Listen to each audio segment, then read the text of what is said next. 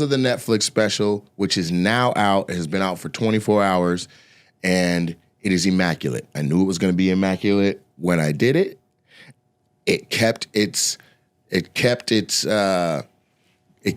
wonderfulness through the edits, and it even got better because the editor was so thorough in fulfilling what I wanted to see and have happen on the creative side of the game with like the split screens and whatnot. Mm-hmm. And so it was wonderful. We have we put what was an hour and 20 minutes, hour and 40 minutes, I'd say about an hour and 40 minutes, sometimes 2-hour show.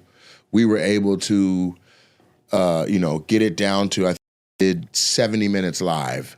And so that took about 3 months of fine tuning on the road prior to taping. We did 4 tapings. That was the second show of the 4. First show was hot too, but my shoe was untied and I kept thinking about it. And so for the second show and onward from there, it was just about collecting shots and making sure that we had everything that could possibly be needed in the edit to put together a Netflix #1, which we are not yet, but we are in the top 10, nestled firmly in the middle at number 5.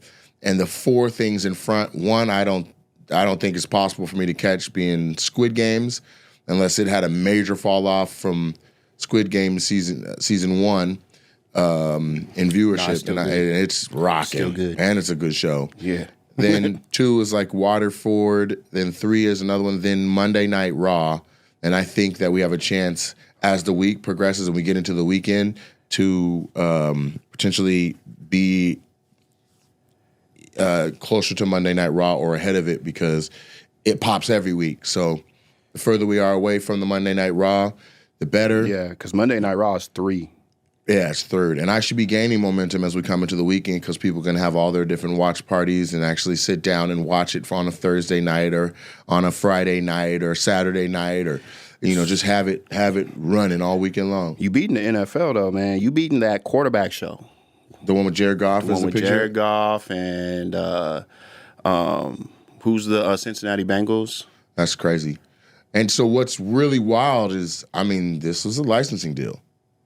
So for us to have the type of traction of a Netflix Presents like this, for people to be saying it's the best special on Netflix, for critics to be saying that, for haters to be this quiet, the text messages I have from other people in the industry that are just like, yo, you did it, bro.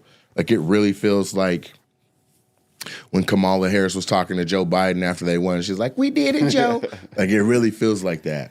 So it was a major, major accomplishment. It looks beautiful. You can see it there over my shoulder. I wore the roses based on the contractual obligation with Netflix. I wasn't allowed to say I had on the roses or even put it in the credits that I'm wearing the roses, and people are finding it. We have an entire package cart full of the roses that's headed out to the post office. We've been packing stuff all day. So Monday or Tuesday, when I get my intern present, we're gonna be hitting the ground running. Because while I was packing the packages that came, the orders that came in, 5 more came in. So it's going down. And that's really impressive, because when something like this comes out, you a lot of what you do after is you should take the time to slow down and celebrate, which I have not done yet. We watched it at the club, and we did kind of celebrate that, but I felt like I had to be on for that. If anyone was present, you saw, I came in, I took pictures, I talked on stage, we showed it. Then I went and I took pictures for the next hour and a half. I didn't even get to go into Thelma's Lounge. I didn't get to have a drink. I didn't get to hang out really. It was just taking pictures with the people and showing love back and appreciation for their support over all these years, because it was invite only, and it was the closest people to me and people that legitimately had a role in my development as a man or as a comic. And so, I just like to reflect. I need to get by some water or something and just sit there for a minute and take it all in. But I have text messages from, even like Little Rail was like, how does it feel, bro? You have a major hit on the biggest streamer this is a major hit, bro. How does it feel? You know, and so to be number 5 on the top shows on the entire platform is insane, because that means everybody, no matter what their algorithm reflects, sees that as number 5. That pushes it. And then even though it's my trademarked brand name of Super Funny, when you call your special Super Funny, it makes people go, let me see for myself. Exactly. You know what I'm saying? Yeah. And they can come back and be like, oh, that was kind of funny. I mean, that was hella funny. Or whatever their word is, they're not going to say it's not funny. Right. We put down some fire.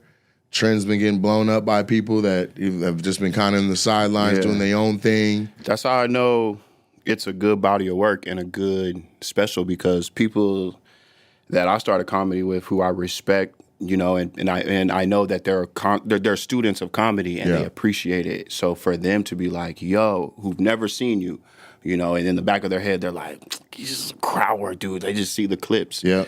But them watching it, and he was like, man, I'm watching this on the plane, and I'm just busting up laughing. And people are like, what is this guy laughing at? And he's just like, it's funny.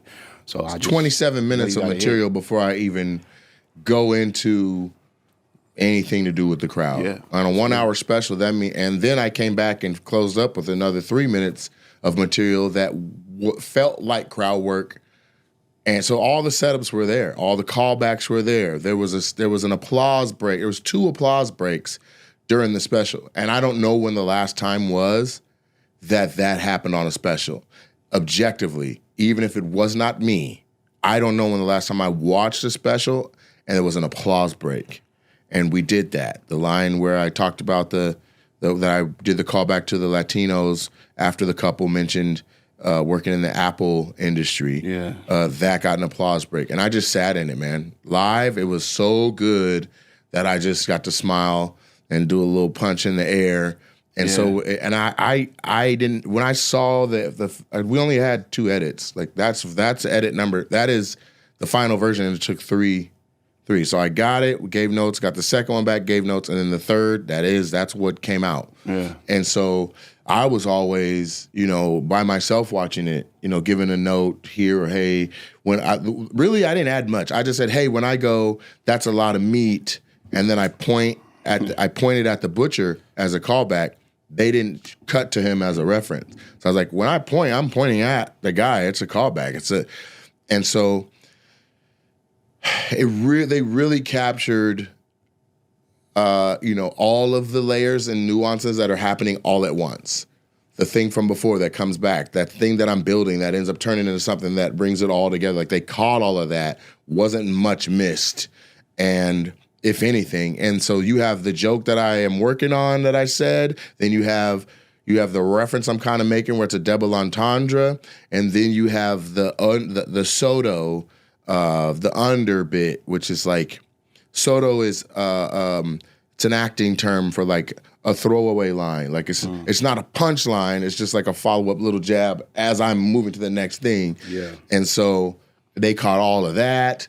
And so when you catch those kind of things, it adds to rewatchability where people are like, yo, I watched it twice and different sets of stuff made me laugh. Yeah.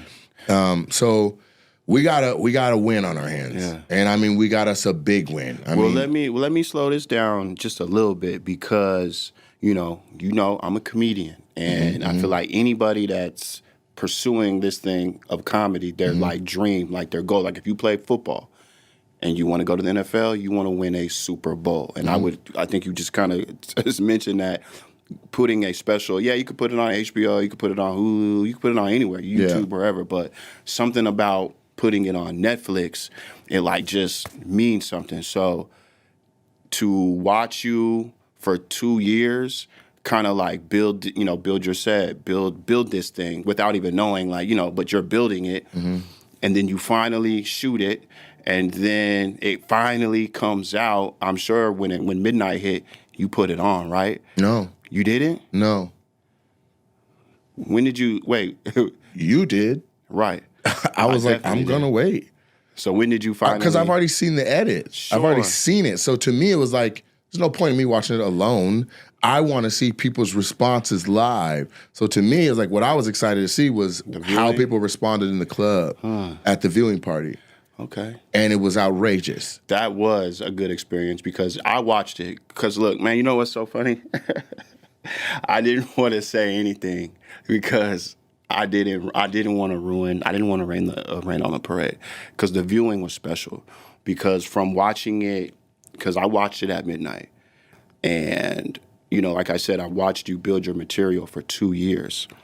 Bro, we get dead to it. It don't hit for us like, you know what I'm saying? We've seen it. So, exactly. So I'm numb. So I'm just like, man, I don't The know. material part. Like, I know we get excited, like, what's he going to do for crowd know what I work? mean? But you know if I'm, like, all right, how many times have you seen me do crumble cookies? Which I don't even do anymore. I haven't done that in 6 months without even without even being like, oh, I can't say that no more. Right. I had moved on from saying that before I even inked the Netflix deal. Okay. So, again. If they call me tomorrow, I would be like, let's rock. Sure. But I don't, with the material. Yeah.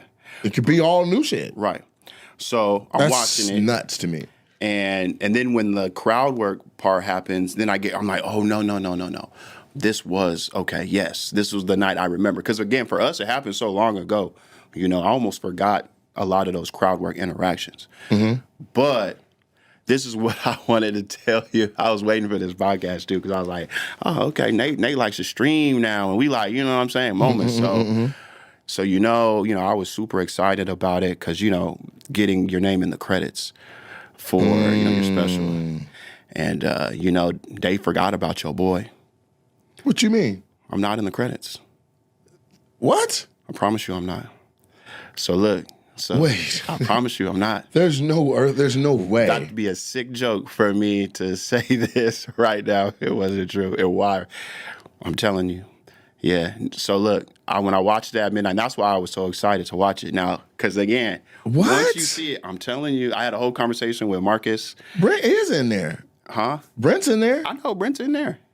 How the fuck are you not in the credits? Not in the credits. I'm telling you. There's no way. You missed it. This is my experience. Let me tell you the story of when I was like, what is it? I got home at like 9. I was so excited. I was like, because, you know, I've been telling everybody, yeah, man, you know, my name is, oh, man, thank you for the credits, man. All this stuff, right? So I'm like, it's 9 o'clock. Man, I was excited like a kid on Christmas. Because you're thinking 9 o'clock East Coast, let's go, I'm going to catch it. Nah, but it didn't pop for us until midnight. It didn't pop for anybody until midnight Pacific. Exactly. Oh, I didn't know that Pacific. Yeah, they made them wait. People were on the East Coast trying to watch it like, damn, we got to wait till 3. So I set my alarm. It went off. I'm like, okay, boom.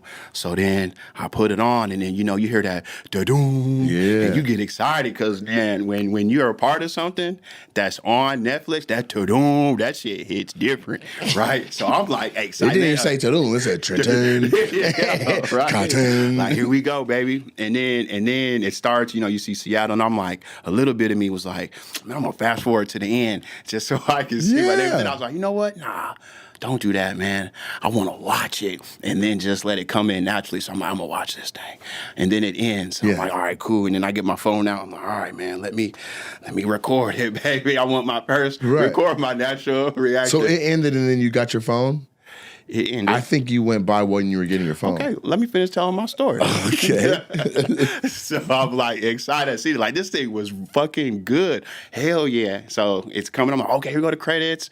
And then I see, okay, executive producer. Okay, that was Nate. Yeah. Okay, Marcus. Okay, the director. Okay, everybody, executive. Okay. And then it goes into the camera operators. I'm like, all right, okay, that's first DP. Okay. Oh, okay. All right. Okay.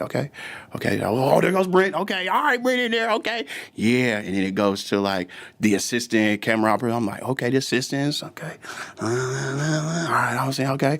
It goes into, you know, the lighting, and I'm like, okay, lighting, okay. I'm like, oh, I see what you did, Nate. You ain't gonna just put me with the camera operator. I got a special. Yeah. I'm like, yeah, so okay, man. So I'm still watching it, recording it. I'm like, I see what you're doing, baby.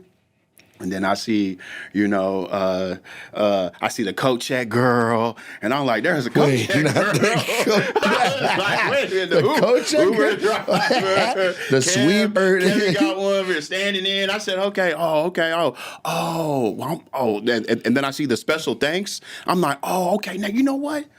yeah, see, all right, because I'm a comedian at heart, so why would I want my name first time associated with Netflix as like camera op? So I see what you did there, and that you put me in the special thanks, and I got it. So I'm looking in the special thanks, and I'm just like, nope. And I was like, okay, Kenny got some love. Okay, Kenny. Ken is in there. Kenny's in there. Ryan, I'm like, oh, snap. I'm like, oh, okay. And then it goes, and then you do that. You talk to the guy up there, like, oh, you look like my penis.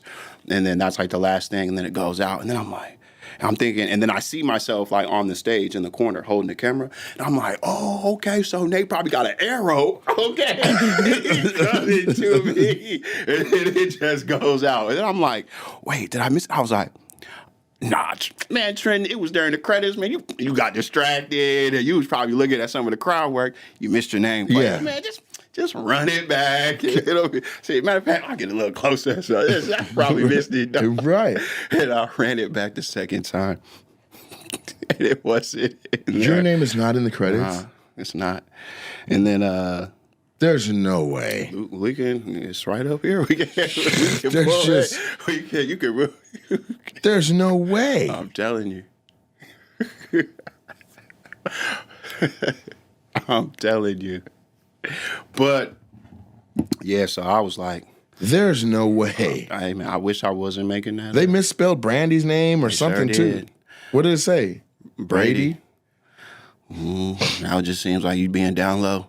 Like Brady. Who the hell is Brady? Some random guy. No way. Yeah, so after I got done crying, and I turned my engine off because I had the hose. Because I hit the car. You with the carbon monoxide. Everybody like, man, Trent was over there telling everybody he was gonna be in the credits, and he ain't even in the background. Yeah. So I was like, oh man. Are you serious? I wouldn't make that up. Oh my gosh. What are you looking at? You trying to find it? I'm trying to find Larry's ass. I mean, it's... Yeah. He put himself as an executive producer. I seen that. Which he was, but... Yeah. There's no way. I'm on it on my phone. I'm fast forwarding it. Oh, no. You found it? No, I didn't. I forgot I'm logged into my Netflix on the screen, and I think it was messing with it. But you can fast forward it to the end. We can look live. Yeah, let's look on the podcast. Because there's no way, bro. Okay. In advance, I apologize for however they missed your name. For sure. The full credit list. For sure. They spelled my dog's name wrong. For sure. I'm definitely not blaming you and putting that on you because I know. There's no way. I know above the line, below the line, whose job it was. Like, I'm on the call sheet. Yeah, you should at least put that on there. I was on the call sheet. So you got would paid. Think they would copy and paste the call sheet. Heath is on it. I know. Now I hit play. Directed by Marcus Russell Price. Mm-hmm. Good job, Marcus. You did a good job. Larry Meyer, Zach. Yep. Shout out Nate Zach. Jackson. Vanessa Jen, Williams. Vanessa. Keela Green. Randy. Nick. Jonas. You guys did a good job. Red Bear. Brett. Vince. Good job, Brent. You did your thing. Chris, Phil, Chase, jib operator, Bob. We needed you, man. Lead assistant camera. And then this is when I knew after this one, I was like, oh, the second assistants are done. Oh, I got my own slot. Okay. And then I think the second time I thought that Thatchery dude was my name at first, but it wasn't. Marco. Is there a mistyping of your name? I can assure you. They got Kevin. They got the barber. That's what I'm saying, the barber. I'm telling you, I thought that the Thatchery, there was like a Thatchery name. I thought that was mine at first. Then they just misspelled it, but I don't see how they got to that. Oh, my God. Mm-hmm. Running Man. Mm-hmm. Good job, Running Man, with the Neptune. Shout out Neptune, man. They did a good job. It was a great venue. This is when I was like, oh, okay, Nate. I see what you did. The agents, the family, Put me in there. teammate, club staff, Yeah, I see. Adrian Sims. Good job, Adrian. Good job, They spelled baby. Valentine's name wrong. Valentine. But you in there, though, Valley. You know, we know that's you. Valentine was my agent at Gersh, and now he's the head of Gersh Comedy, all of it. Oh. Yeah, you told me about that. Funny Bone, Omega Sci-Fi, Anna Joseph. Too Short. Twista and the Roses Collection on the same line. On the same line. Come on. Like Brady it's Laverne Jackson, my sweet girl. How do you misspell that? It says sweet girl. Nunu's full name. fool. The liquor distributor. The guy that helped build the club, Guy Bourne. Good job, guy. Mark Hollander, the new landlord. The accountant, Cannon, Jana Dracy from college. From college. The Yin Yang Twins for the song. Thanks, man. And they charged me $26,000. Charged us, We though. should have just went and not put them in there. Charged us. You You did. should be on the next slide right Then now. and then I was like, okay. Mike Definitely. Drop Comedy Clubs. Victoria Wood, that's the mayor of Mike Tacoma. Drop. There's Shout my out Mike insurance Drop. lady. Great clubs. Casey. Marcus Trufant. Love you, Casey. Crumble Cookies. Come on. Bruh.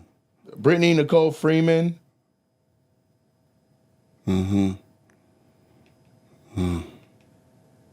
Michael Rodriguez Dunas and Bianca Moon. I don't know neither one of them.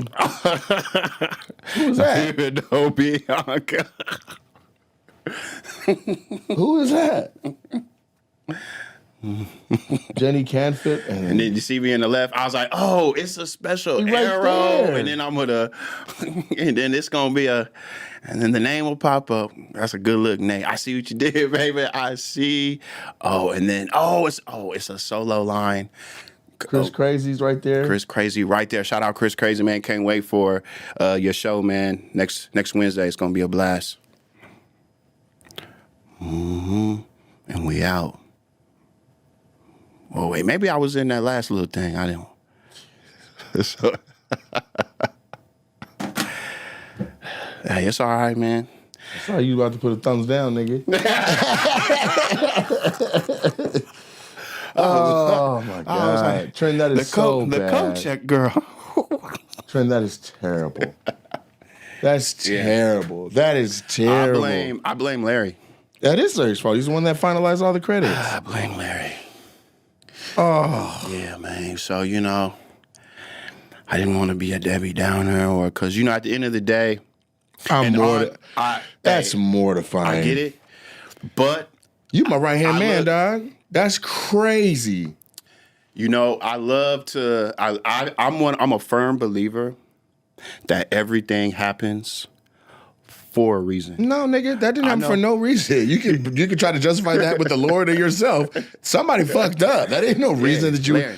Brent We work hard. I told Brent, and he sent me something because he was like, "Oh, you know what? They can change it." I'm like, "Dog, it's like another upload." I'm just a camera op.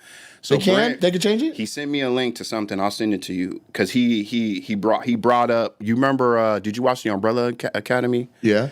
What's that girl's name? She had a sex change. She transitioned to a man. Yeah. Elliot Page. Yes. So when she, because I think the last 2 seasons she was a boy. So when that happened, they went back on the first 2-3 seasons, and they went in and they changed her name from Elliot Page to, or no, whatever she went from girl name to her man name. So they went and did that. But I'm like, all right, I'll send it to you. I'm looking for it right now. But I'm like, I don't know. She's above the line. So You're above the line. I could see. Not literally. I'm not. But I am. That's ridiculous. Yeah. So he sent me this screenshot Of the girl's name changed? of he Googled it. It says, yes, Netflix can and does change credits on their content after initial release, particularly when it comes to correcting cast names or other information. This is done by editing the video files, which can be time-consuming, blah, blah, blah, blah. And then, yeah. So, if you, get that out to you. Want to let that Zach know or whatever. Yeah. But yeah, I didn't want to. No, we gotta get that right, brother. I don't give a fuck what nobody say. But I'm trying to go all the way back to when they're like, what were the names in the credits? I'm looking, we did this shit in in January. There's no way. Even let's say I sent a list of stuff and your name ain't on the list where I'm like, boom, you're still production staff and everybody should have been in it that was in the production. Right. Like I said, I'm on the call sheet, so like, wouldn't you just inexcusable copy and paste? Inexcusable. You misspelled my dog's name too, and you put my clothing line on the same line as Twista. They can make those changes. It sounds like all of those changes. Yeah, they're gonna take. You might as well take take Bianca. Take Bianca Moon out. We don't know you, Bianca. You done snuck your name on there, Bianca. That ain't. Who is that? Is that Beezus? I don't know who that is. We don't know no Biancas. I don't know Bianca Moon. I don't know no Bianca Moon. And I wonder what that was supposed to be. That came out as Bianca Moon. You're out of there, Bianca. You gotta go. Yeah, but just it was maybe that is so bad. Maybe I needed that. I needed to get to sleep that night, so I needed in order for me to like fall asleep, I needed to come up with something in my mind to make that like okay. And what I told myself was maybe the air conditioner's broken. The air conditioner. I'm melting in this hoodie, but I don't want to take it off until the next episode. Anyway, I told myself, maybe Trenton, maybe the first time your name is associated with Netflix, maybe it needs to be a comedian, not a camera operator. You know what I'm saying? Like, I know I did. I'm on there. I'm on the stage. Nah, fuck that. I know that's me. The world might not know. Let me tell you something, young man. We work hard. We've traveled the world together. It makes no sense for you not to get that. I'm buying you a truck, but can't put your name on the goddamn credits. You ain't no secret weapon, nigga. You did your thing. Man, we got to fix the credits, man. What's wrong? It's so awesome. Trenton isn't even in it. He's my right-hand man. He's the guy that filmed all the crowd shots. You don't got him in the credits at all. Everybody that I sent the list out, and I put all the names on there, and then I sent it back out to get checked. I mean, but he was on the call sheet. Production, he's holding the camera. Half the crowd shots, he shot him. And then my dog's name is spelled wrong, and my clothing line is on the same line as Twista. We could just take Twista out, and just I don't know if I could do that. It's already out on Netflix. But we already found. Trust me, Trent already found a document where if you just send the correct video file with the credits altered. Send me the spelling of his name, and I'll send it over. Okay, and it's amazing. Yeah. How did everybody like it at the party? I mean, applause breaks, standing ovations, people crying. There was two old ladies that were complete strangers. Halfway through the special, one just started finger banging the one next to her. That's funny. Have you gotten some nice notes from people? I don't even have notes. I have people just being like, "How's it feel? You put together a hit. Does it feel amazing?" And stuff like that. Like I got like Little Rail hit me and was like, "Bro, just slow down and take it all in, bro. You got a hit on your hands." And it's top 5 on Netflix right now, right? Yeah, it's so awesome. Top 5. I hope it stays there. No, I want it to go up. Being top 5 will make everybody watch it all the way through the weekend. The thing is, its ability to move up to being number 1 or whatever is based on people watching it in full, and that they are doing. They already told me it has an astronomical watch through rate. Oh, that's awesome. Yeah, I'm gonna email. Who'd you get that from? The astronomical thing. Yeah. Did you get it from Netflix? I can't say. I'll text you though. Yeah, that's fine. I was gonna email my folks over at Netflix and ask for some information on views and stuff like that. Got it. Yeah, they do a 10-day one, and then 30 days they'll give you something. And then so the couple of changes. One is Trenton, Kyle Cotton, and then Christine. I think her name got misspelled too. So if you send me those two, just text me if you can when you get a second. Yeah. And then I'm gonna see. And then my dog's name is Brandy, not Brady. Okay. And then I'm gonna put you can take Twista out. Okay. Send them for sure. Yeah. I'll send them over. Yeah. And then the Roses collection on its own line. Because right now it goes Twist of the Roses collection, but that's two different things. Two different things. Christine's name was spelled wrong, you said? She's told me, but I haven't seen it yet on there, so I'll go back in and look. All right, cool. Hold on. We'll get to it, but I want to make sure that Trenton is on there. Also, BT Kingsley. Was BT in there? I think he's in there, but I'll double check. Okay. I'll go when I go up to my hotel room. I'll start looking. Where you at? I'm at Laguna Seca, well, in Monterey, but Laguna Seca. I'm doing a race out here. All right, nice.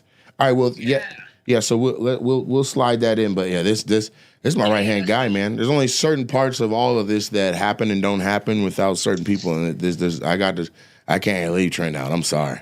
Yeah, no, of course, no worries. You can get, but you don't got to put Brent in. But we got to have Trent. No, that's fine. I can. What I have to do is I have to get it redone, and then on our side, and then just send them the fix. So. But I'll find out what it takes. Well, I sent it to you. But yeah, there's an article about how Netflix does change credits because there's been actors that have had transitions to other genders and stuff, and they've gone back in previous seasons and updated. Yeah. I'm not. The thing is that we'll probably, because of the way this one was done, we'll have to fix it. We'll have to recompose it and just send them a new file, and then we can change it. And they're not going to go in and do it. We have to do it. They said, Kristen said, I just got this text from Kristen's friend that's a mutual friend. It says, Larry never asked for the staff list. Usually that's the last thing they do before they go to print. And her name is Kristen, not Christine. So I guess that's what you heard. But I guess there was more staff that we missed too. I put the staff I got from her, the people, and I put those people in. Got it. So I will double check with her if I'm going to make a correction, I'll add those in. So I'll ask her again. And how did I send you mine? Was it an email or a text? It came through. I'm trying to. You sent me ones, and then Zach cleaned it all up and sent me a list. So I'll check. But I was just texting them to you, right? You were sending me text, and then I put them all on a list, and then I sent it back, and Zach sent me some, and then I sent him the final list to go look through as well. Got you. Between the two of us, we could have missed it. I don't know. So I'll go back through. Okie dokie. It's no big deal. Yeah. Well, no, I just talked Trenton off a ledge. So no. No. I mean, he was sitting in his car with a hose connected to the back pipe and going into the driver's side window with the window down. Okay. And if he would have killed himself, I would have had to take him out of that car and put him in a new one and then call the authorities. Because if he had to kill himself in that piece of shit car, I'd have been so mad. Yeah. No, but great job. Like I said, well, we should be able to get it fixed. It's not a big deal. So, all right, awesome. Thank you. Where are you at? You at home? Also, I see a couple more. I see where I texted a couple more thank you names, and I don't think I saw Big Spike or Anthony Tibbs in it. I have to look. You got to send it to me in a text. I will put it. Yeah, I'm texting. So I see where I sent those to. All right, cool. Well, you got it now. Okay. I just felt my watch. And then you said you had some more stuff you wanted to chat about. I do, but I want to do it when we're together. I'm doing a. Well, I can tell you a little bit, but I'm doing a show for Wait, no. I'm streaming, so we'll talk about it separate. Okay. Later. Bye. Love you, big capital L. Of course, man. Later. Bye. Was Wiggs in there? I don't think I saw Wiggs. I've seen Wiggs. But we missed people that there are texts for sure in here about. I said. It says, Nate, I didn't see Keela on the list. Is there anyone we're missing? I said, she's supposed to be. She should be in the first 25% of names. So there's a list somewhere where I was saying, I said, more thank you names. I just got to get to it. So what I think we just found out without anybody having to have an admission of being incorrect or wrong or whatever, is that it wasn't It wasn't on your boy. I said all that just wasn't on your boy. I'm good to go, brother. I am safe. There should not never be a day where I'm not looking out for you, my guy. Nah, and trust me. Because holy shit. Yeah, so that is devastating. Yeah. Like I said, But what we should have done at the premiere, though, at the club was like, because it ended and then like people were like, they watched the clips that played during it. So like when you're in Washington and you go to a movie theater, when the credits roll, people be leaving during the credits. Mm-hmm. Really anywhere in the country, they just leave during the credits. But if you've ever gone to a movie in LA or New York, they don't leave until that very last motion picture presents that paragraph that's centered, because that's the final end. There's no more extra clips. There's no more nothing. And the reason why is because LA is, so many people are in the industry. It's like you sit and you at least have the respect to watch who put this thing together.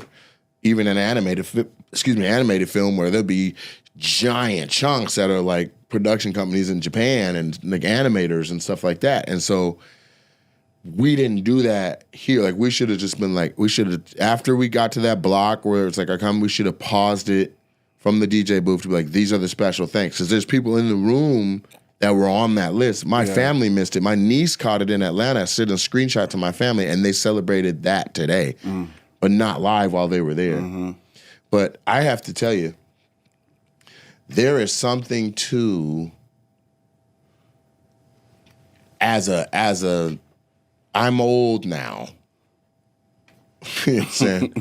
From when I started 24 years ago, when I thought I was ready, when I thought like, yo, it's time Netflix should give me a call, or when I thought it was my due, we are way after my first inkling of like, I'm fucking ready, let's go. Probably a decade after.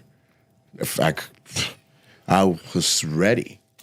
And so to be able to put it together and come out and to celebrate it with my parents present, with my dad post-stroke where we thought we were going to lose him, with, every time I see my parents, it's like they're rapidly aging. Mm-hmm. And that's not a knock to them because that's what life is. None of us last forever. You know what I'm saying? Same thing when I see my parents. It's just like, golly, are you guys fast forwarding? My sister came and visited from Raleigh and was like, oh my God. Like she literally was like, our parents are old now. I was like, yeah, I'm here with them every day. So it's happening gradually in front of me. She's like, no, it's noticeable. Everybody's a little bit slower. Everybody's walking just a little bit more careful. Everybody's just a little bit, they're just older. Yeah. So, my mom's in there wearing, her little roses hat representing, and I give them acknowledgement when I first take the stage, and my dad's like, right on, all old and shaking and shit. So it was really, that to me was like the thing where I'm like, golly. I feel like, whew. Mm-hmm. I'm not saying that I don't think they're going to live much longer, but it just feels like, okay, they were here for that. I got that off. Yeah. Thank God. And, neither one of them is sick or showing any signs of slowing down or anything like that. But life goes in one direction and can't nobody stop it. Yeah. Everybody is older now than when this podcast started. Everybody's older now than they were a week ago. Everybody's older now. And so I'm just glad my people got to be here to see it. It's not, because I grew up, my grandfather died when I was like 9. I met him 2-3 times. He lived in Louisiana. He's not a part of who raised me, really. Like, he was just like, let's just go see this old-ass version of you. I was like, who's this old man? Why does this house smell like this? Like, it just smell like catfish and chewing tobacco. You know what I mean? Yeah. So I didn't have that where there's like all these elders and I can look at like even Black Panther got to go see his ancestors. Like, I didn't get that. So my parents got to see it, and my dad was 40 when I was born. My parents are old, man. They're old. My oldest sister is, if she had a teen pregnancy, she's old enough to be my mom. You know what I'm saying? And so, like I said, we did it, Joe. We got it off. We did it. And now it's like, I feel like, okay, I did the part of my career. I hit what I needed to hit. I hit the benchmark that is like, this is for my people. Moving forward, all the shit is for me. Mm-hmm. I put on for the town. I put on for the city. I put on for the club. I put on for Lacey, Tacoma, my parents, my family. Boom. Now, let me do me 100% my way. Big dog, let's go. That's how I feel.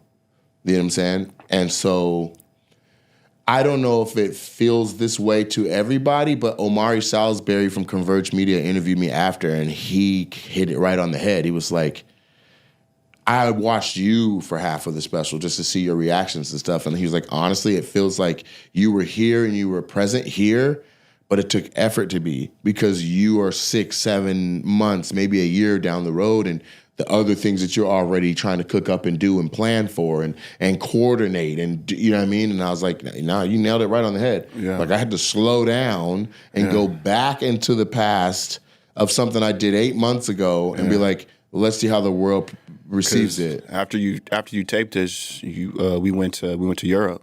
Like, straight onto the road. It never stopped. 2 weeks after that. Yeah, it never stopped. Everybody's like, how'd it feel to do the dopest special? That was awesome. Bet, but that was the 600 people in the room. You know what I'm saying? And I'm not knocking, saying like, okay, some people came and some people didn't come. But what I am saying is now there's 330 million people with access to the special. And if they use their Netflix at all this week, at any moment, any time, at any point, I'm in the top 5. I'm suggested. I'm who Netflix is sending out. As a matter of fact, I'm the face of comedy right now on Netflix. They don't have another special to be like, oh, I hope I'm better than that one. Yeah.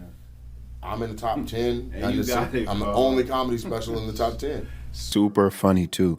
And that's a little bit of like what I was mentioning before we started the podcast, like that little bit of Kanye like part where it's like, again, you called your special super funny. So it's like the people that like the audacity of this man, you call it his special super funny. And so it's like, we'll see about that. But like, that's what I mean by, but I try to make it so there's layers to it all. You go, it's called super funny, what the fuck? Let me see, boom. That's one side. Damn, it kind of is. Because can I say this before you finish? Wait, this motherfucker got a comedy club?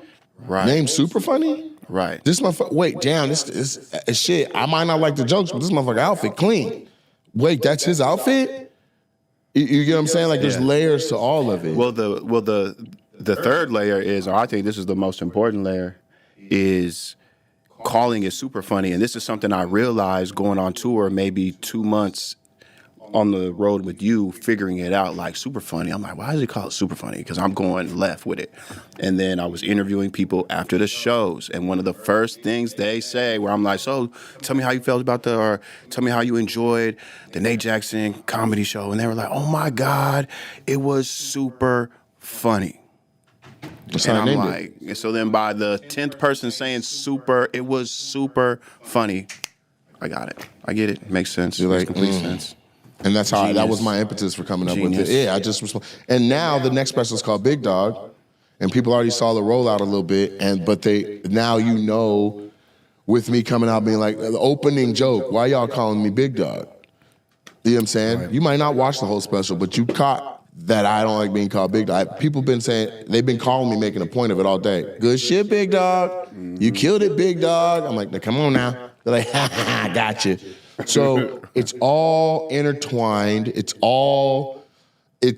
like, I want it to be like a universe, the way Marvel felt. You know what I'm saying? You're not just watching Thor 1, Thor 2, Thor 3, or Iron Man 1, Iron Man 2. Like, every character, everything that's happening in these things matter to the end game, matter to literally the end game is what they called it. It matters to it. I want it to be a crescendo that builds up where you look at it all, you step back and you go, motherfucker. Mm-hmm. Like last week, I just saw somebody take one of Beyonce's albums and flip it over, and take another one of Beyonce's albums and flip it over, and realize that on one where the horse is like diamonds or something like that, it's like the shoulders or the trunk of the horse, and then you put the next album to it, part 2, and the horse, it's like maybe it's roses or whatever, or white roses. Mm-hmm. It's the middle of the horse. So you know that the third album is going to be the back of the horse. So at the end of it, you get this full body of a horse that she's been building this thing. And so that's kind of what I want. You know what I'm saying? Well, can I ask you this question? And I feel like this is an important question that a lot of like true Nate Jackson fans kind of want to know. So I'm really asking it for them. Because, I'll be in the comments.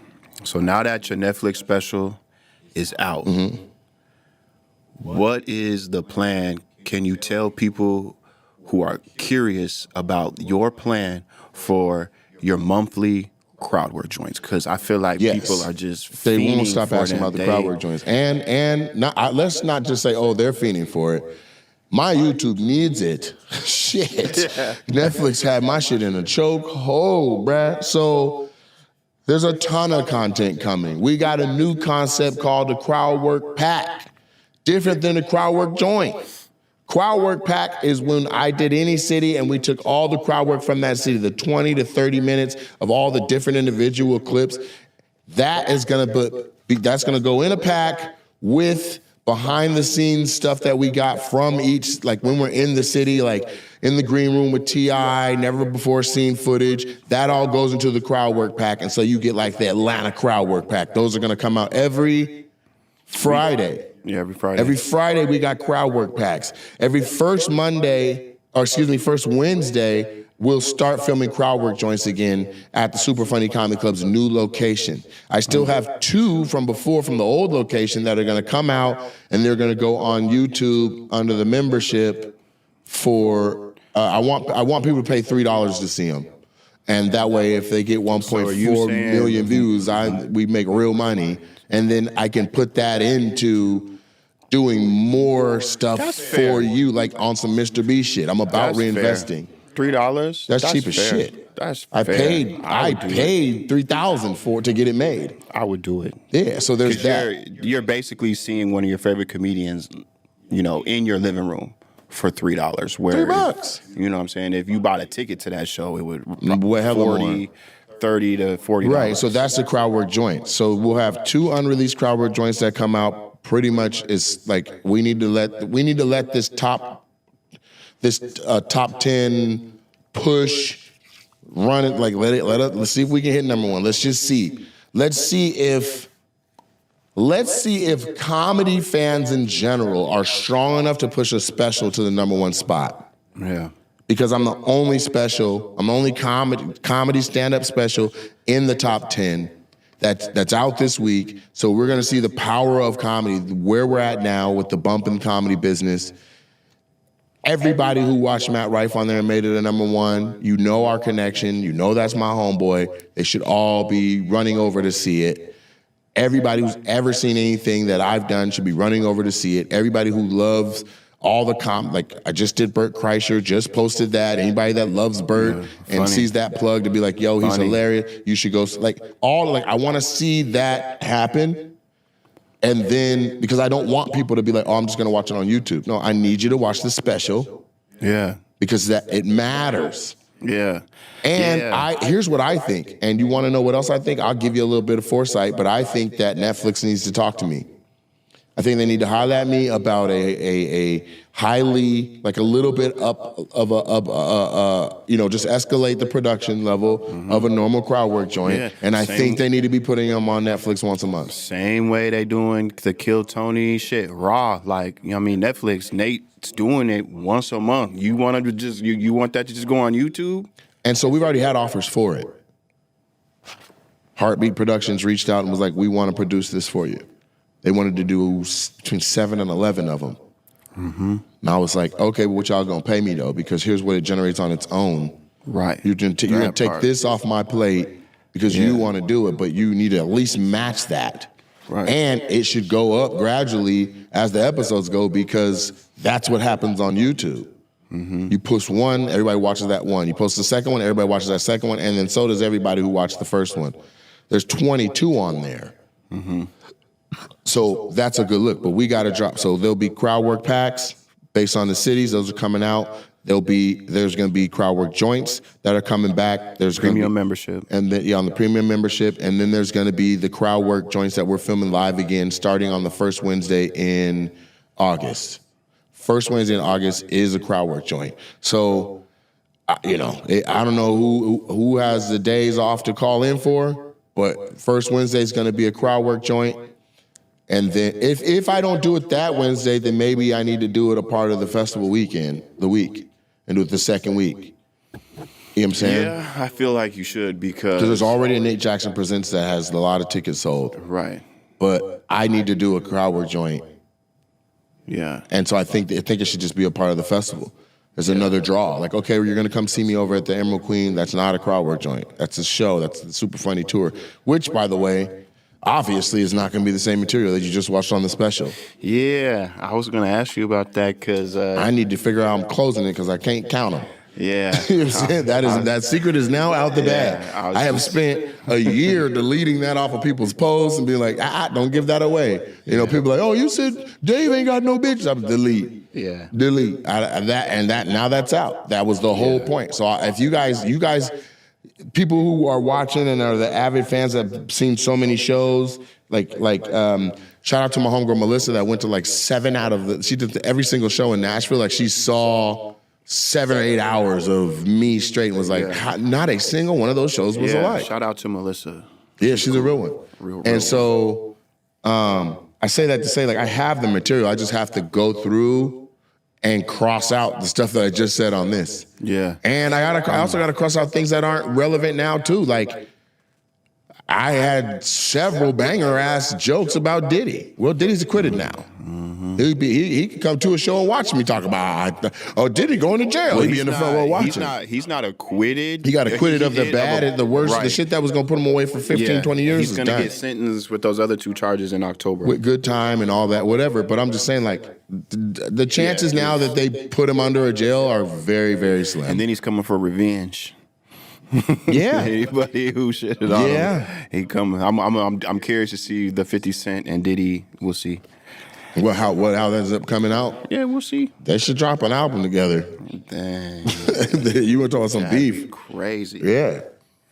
But yeah, that is. I'm excited about. That's why I'm excited about these Denver shows. The newest member of Bad Boy and the newest member of G Unit presents, and it's both of them on a cover. I don't know. There was some ex-wife or his 50's ex or his current wife. I don't know. I feel like maybe that's too much. I think their issues are mortal. So it's not going to happen. But I'm just saying. Yeah. You know what I'm saying? Yeah, that would be crazy, though. You know what else would be crazy is if now, because that popped like that, if they're like, yo, let's do a couple dates where we really put you guys on them like 2 guns. Me and Matt. Which we've had as a bullet in the chamber this whole time. You know what I'm saying? I'd like to see what that would do. Because if he's already doing arenas and I'm about to be doing arenas, then I think that makes us just doing like just addresses that lead to fields. I think that's cool, but because of watching Matt's, like he put his out and then you seen Matt do that like himself, I'm just curious to see, well, before we go 2 guns, let's see what Bro, you ain't got to tell me. You know what I'm saying? We don't have the same. Calm down. Let's see how big this gun is. Right. Yeah. It might be a bazooka and a pistol. Let's see what Netflix bump looks like for a while before. And then let's see what's next. Let's say if Netflix doesn't want to do crowd work joints, that they give me 4 of them, and then we shut down a quarter of the year, just dropping them every whatever, and people are looking forward to them and all that. They're definitely coming back consistently on YouTube, and I want to see the views that one gets. I know what I did before. To be like, yo, here's a new crowd work joint, and it's legitimately a new one, not these 2 that we got in the back, like a brand new, put that out, boom. Here's another question. Should a crowd work joint be at the club? I say yes. I say... Because it's... Because I have my theory on that, on why it should. You say yours. Let me say mine because I'll forget it. But essentially, because we've been doing them at the same exact location over and over and over and over again, a lot of people are like showing up early to try and get talked about again and again and again and again, which was, as you saw at the special, a challenge to rifle people around that were like trying to get, including Lorena. I didn't even make that call. Like, because Heath was present at all the crowd work joints, like, I'll make sure nobody that you already got on YouTube is going to be here at Netflix. But people that I got on YouTube were like, I already know how to get him to get me. One guy had on a hot orange suit or something. They couldn't figure out where to put him. So like Lorena was like, dang, we were about to be good, but you'd already got us before, so they moved us. You know what I'm saying? So that's why I think it's and with the nature of the front of the club and who I'll be doing crowd work on, I only have about 20 options of who to fuck with, and if 10 of those are already previously gotten ones, you know what I'm saying? There's already Smashley. She's on 3 crowd work joints. She's one wearing the outfit saying I look better bent over or something like that. I look better on all 4. She's on another one where she wasn't wearing that shirt. She was wearing something else. And then she's on, then she came with a dude on one. And then she came alone again. Like we've watched her whole evolution with them being single with somebody and single again. Now, if we were to take it to a local theater or just something with a little more seating, I'm kind of like, maybe that's the look. Or... You know what I'm saying? Like we already said, like if we do a second show in the city, it's gonna be a crowd work joint. I haven't stuck to that. Yeah, but so this is how I see it because I hear what you're saying. I do with the issue of people, return customers, return fans that just love watching you do what you do, and then them too with the possibility of thinking, well, if he talks to me, like you could, I could be a part of it. But something about you being a comedian. And you own and run your own comedy club. And because you put out your first debut special on Netflix, it's called Super Funny. Your comedy club is called Super Funny. I think it's cool when people fly out, because how many times, okay, you said all that other stuff, but to like counter it would be how many times did you talk to somebody like, where y'all from? Oh, we from Detroit. What? Yeah, we flew out just for this. Y'all flew all the way out here from Detroit on a fucking Wednesday just to be a part of my crowd work joint? Yeah, I'd be so flabbergasted by that. So it's like our Poppy flying in for the premiere, Monique flying in for the premiere. That's what I'm saying. The bodyguard from San Francisco flying up with Monique to bodyguard, like without it even being set up. So I like that aspect of it. It's like, to me, it's no different from like a Comedy Store or a Laugh Factory or what Joe Rogan did with his Mothership. People want to, let's go to Austin and go watch a show at the Mothership because that has its connection to Joe Rogan. So my point and your point can exist at the same time. Yes, it should be at the club. It's a no-brainer to be like, come to me at the home I built. Create a system. And then now what you're saying is exactly what I'm saying. We can manage so that we're when not. When you buy a ticket, how many times have you seen a crowd? They're not going to say that. Of course. They know why now. Of course. But when the staff, we got to be like, just on the lookout. Nope. Yeah. Nope. Yeah. But I don't do that. Like they didn't, I think there was one time they were like, we got a picture of this guy. Do you recognize him? I'm like, yeah, I already cooked the shit out of him. Mm-hmm. I was like, that's B-O-B-Y, sound the same. So move that. You know what I mean? Mm-hmm. And so... I think that's it. But I think like one of the better crowd work joints was a show where it was our first night adding a second one. And the crowd came in and it was light. And it's one of the better ones on Netflix. I know. Yep. Yeah, it's one of the better ones. It was all like, B-O-B-Y, sound the same. Like I was really repetitive that night. And what I'm realizing is that when people are watching stand-up and watching videos of stand-up, repetition really sticks with people. Kevin Hart, all right. Like people still say that now. Mm-hmm. You know what I'm saying? And so, so that B-O-B-Y, I came back to it 10 times. You know what I mean? So it stuck. So now even live, people yell out like B-O-B-Y, sound the same. Like they yell that from the crowd. Mm-hmm. And so both of those can exist. I do want it to be at the house that I built. I want the food and beverage for it. I want it to benefit all my people who have been rocking with me, make a couple dollars and all that. But it'd be frustrating when I look out at the crowd and the front 4 rows of people who've already been cooked. Yeah, we'll come up with a plan to make sure that, it'll just be a part of it. Like, hey, this is, we need to look out for these people who have been in it, repeat it, because your name's on the club. And people watching it, like they'll all, even though they live in Florida, never been to Tacoma, Seattle, never been to Washington. Yeah, those 2 girls that came from Tampa, And they're like, we here for you. They came from Jacksonville. I'm like, y'all came from Duval Right. to Tacoma? Right. They're like, I said, there's hood here, huh? They were like, where? Yeah. We want to move. You know what I'm saying? Like there's multiple people that had come from Chicago. Yeah. Like the main thing people need is notice. They just need to know, like, it's every first Wednesday? Bet. I'm going to go there in August, or I'm going to go there in September. Because how many times does it take for somebody to watch? I'm just comparing it. They're watching Kill Tony on YouTube every Monday, and they're just seeing the inside of the mothership or wherever they're doing it at, and they're just like, God, I can't take it anymore, man. I fucking love this show. I'm seeing the inside of it. I'm buying it's like a draw. Like same thing watching your crowd work. And you saw it. You're seeing the inside. Well, you weren't there when we went, but the Monday night line outside of the mothership. That was the wait list line to see if nobody was like half a block long. And it was all just it looked like I was like, is this all a fraternity or something? Why does everybody look the same out here? They're like, no, bro, we fucking love Kill Tony. We can't wait to get in, and we're gonna go in, bro. They're about to release seats in the back room right now. I was like, what the fuck?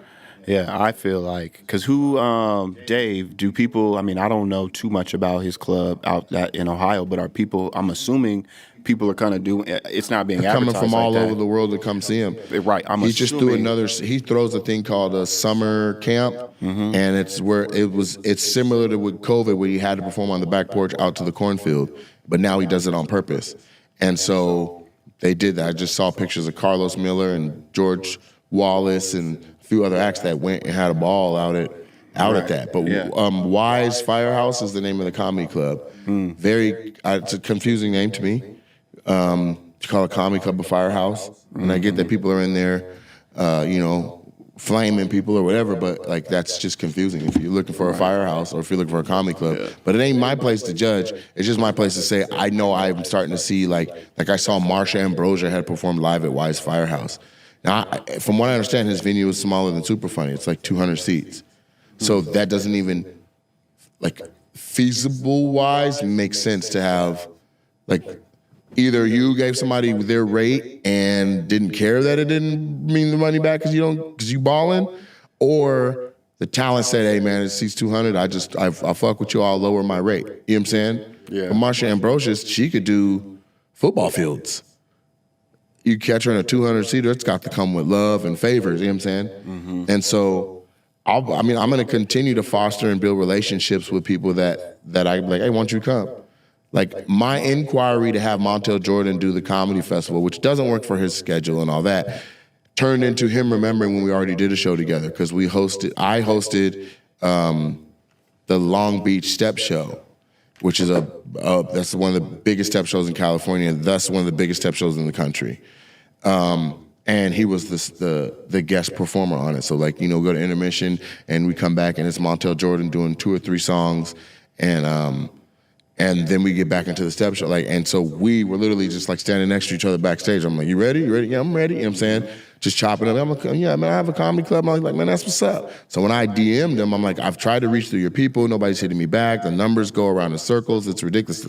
Dog, we did Long Beach together. He's like, I remember that shit. Let's work. Right. I'm not available that weekend, but let's work. So how many relationships can I foster like that? Because at this point, I could have Twista, Too Short, Zero, and Montel Jordan all on one show with name some comics, and we got the Love and Laughter Festival that's right here at the Showware or right here at the Tacoma Dome, and I don't see how that don't work.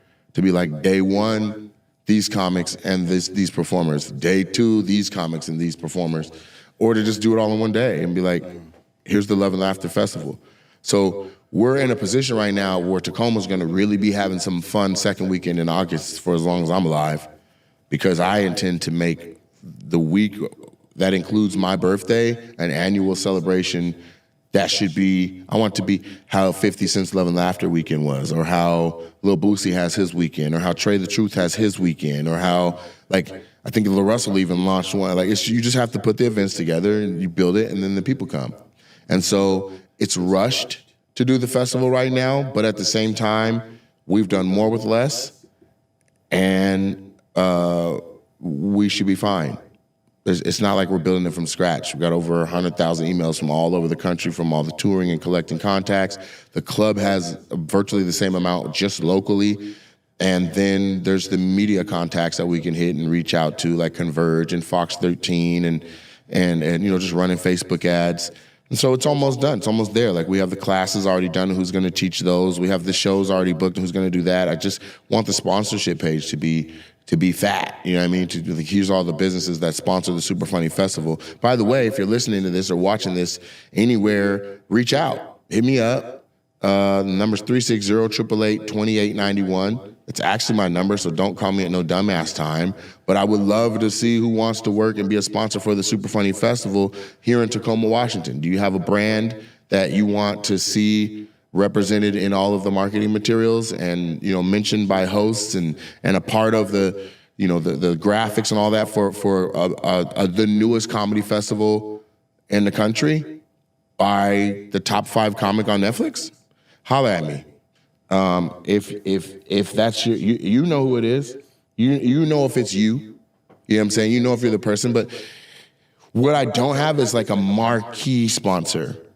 Like I've hollered at, like friends of mine that are business owners and pillars in the community, but it's not like it's like Pepsi, Ford, Chevy. Like they used to sponsor competitions. Mm-hmm. Like the Coca-Cola Comedy Invitational was the big deal. The Bud Light Comedy Contest that used to happen in Atlanta, huge fucking deal. Like, well, let's see if it's a little different after 24 hours. Like, hey, it is. Interested it's again? a whole new world. Let's circle back. You know what I'm saying? Dear DraftKings, you lucky you got in at the rate that you got in at, because now it's a whole nother situation. And why not sponsor the thing? Why not Mike's Hard Lemonade? It presents the Mike's Hard Laughs. You know what I mean? Like, there's no reason it can't be amazing. If people leave the country and go all the way to Montreal every summer, this is in state. This is in state, in region, in United States. Just come on up to Tacoma. Yeah, basically what Nate's trying to say, y'all, tap in, man. Tap in while you can. But, it's getting late, man. We got a flight to catch in the morning. Denver. You want to, that's where we're going. This is going out on Thursday. So yeah, let me say, this is going to come out on Thursday. There's 5 orders of the roses while we've been here right now. This shit is on fire. And if tickets are being bought at the same frequency that this merch is being bought, holy shit. Listen, we're not in theaters anymore. I'll tell you right now, we're in small arenas right now. We're in 5,000 to 8,000 seaters right now. And that's if people are buying tickets the way that they're buying this merch in the last 24 hours.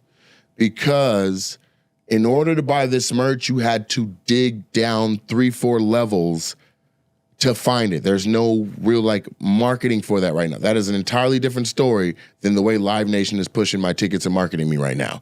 It's very easy to find a Nate Jackson ticket, so much that even third parties are doing it. So I want to make sure that I say my dates because I'm crazy excited about where I'm going. But we're going to Denver, to Comedy Works South, not downtown, to Comedy Works South in the Greenwood Village. Then we have Atlantic City on July 18th. At the Tropicana Showroom. July 19th is the Foxwoods Resort and Casino in Ledyard, Connecticut. That's within that's in that Boston area. It's a beautiful resort. I'm talking there's zip lines indoors at this place. And so I would love to see that one on ape shit packed mode for more than one reason. One, it would be dope just in general to see that kind of activity. 2, Foxwoods, the Chevalier, and the Wilbur.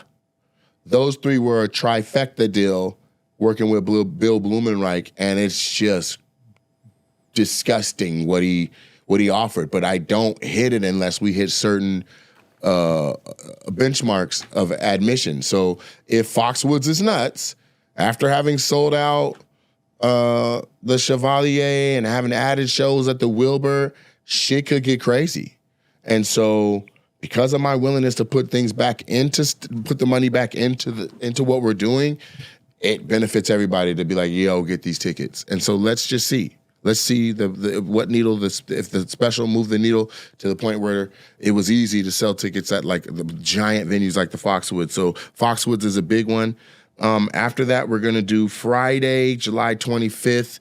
I'm going to Montreal, Canada. That is a new development. I was supposed to go to Corpus Christi, Texas to do Mesquite Street Comedy Club, but that's going to have to get moved to September because JFL and Montreal and this other opportunity that I haven't had a chance to announce yet because I haven't been cleared to say it has presented itself. It's a big fucking deal. This is a big deal. I don't even know it. You don't know? I'll tell you right after this what it is. And then, the stream is on too, so don't tell me right after. Yeah, I'm gonna have to mute and tell you, but it's a big motherfucking deal. Okay? It's so big I'm saying motherfucker over and over again. It's that big of a deal. And we did it, Joe.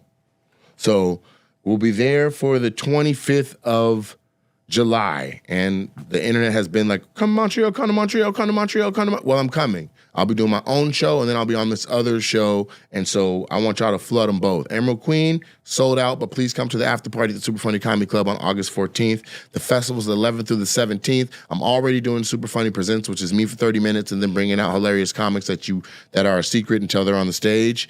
And then I think we just formalized that the first crowd work joint that's back needs to be filmed during festival week. I just got to figure out the slot at which it happens and how.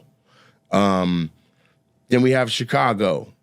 Schaumburg Improv out there in Chicago. That is the last weekend in August 28th through August 30th. And we've added shows on the 31st. Then we have Pittsburgh on September 18th, Dayton, Ohio, Akron, Ohio. That's on the 19th and 20th. Then we head down to Florida for a couple of shows. And you can catch up on the rest of the dates at NateJacksonComedy.com because once we're into September, it's no longer the Super Funny World Tour. We are now into the material and the artwork and the marketing for the Big Dog Tour. And so it's all flowing together. Most talent finishes a full tour. Special drops, there's some time off, and then they go out on their next one, and there's marketing for the next one.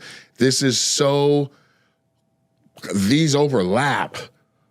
Like, I think it's like there's not a big break before we're like Super Funny World Tour is in Chicago. That ends the world tour there. And then right after that, when we get to Pittsburgh for September 18th, we're already into Big Dog dates. So it's not even 20 days later that we're already doing Big Dog.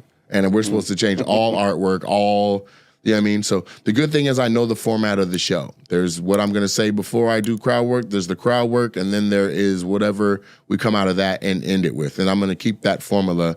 That's just going to be what we're doing that's where we're at now. That's what it's going to be. And so thank you for joining me. Please tap back in to Opinionated. We're back. We're consistent. And again, sponsors for the festival. And hey, sponsors for the podcast. Tap in. Let's go.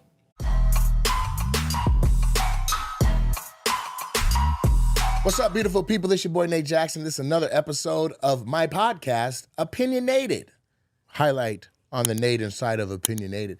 I am happy today to be with the guest that I'm with today. This is a national best-selling author. This is a very, very gorgeous persona. This person is established on multi-tiers of the community, of the national community, through cohorts, has traveled the world, is a keynote speaker, is a wonderful daughter, a wonderful sister, a wonderful mom, a wonderful auntie, and overall beautiful person. And all of that, in my opinion, is second to how awesome of a wife I've observed her being. And with the asterisk, I'll go back and highlight mother again.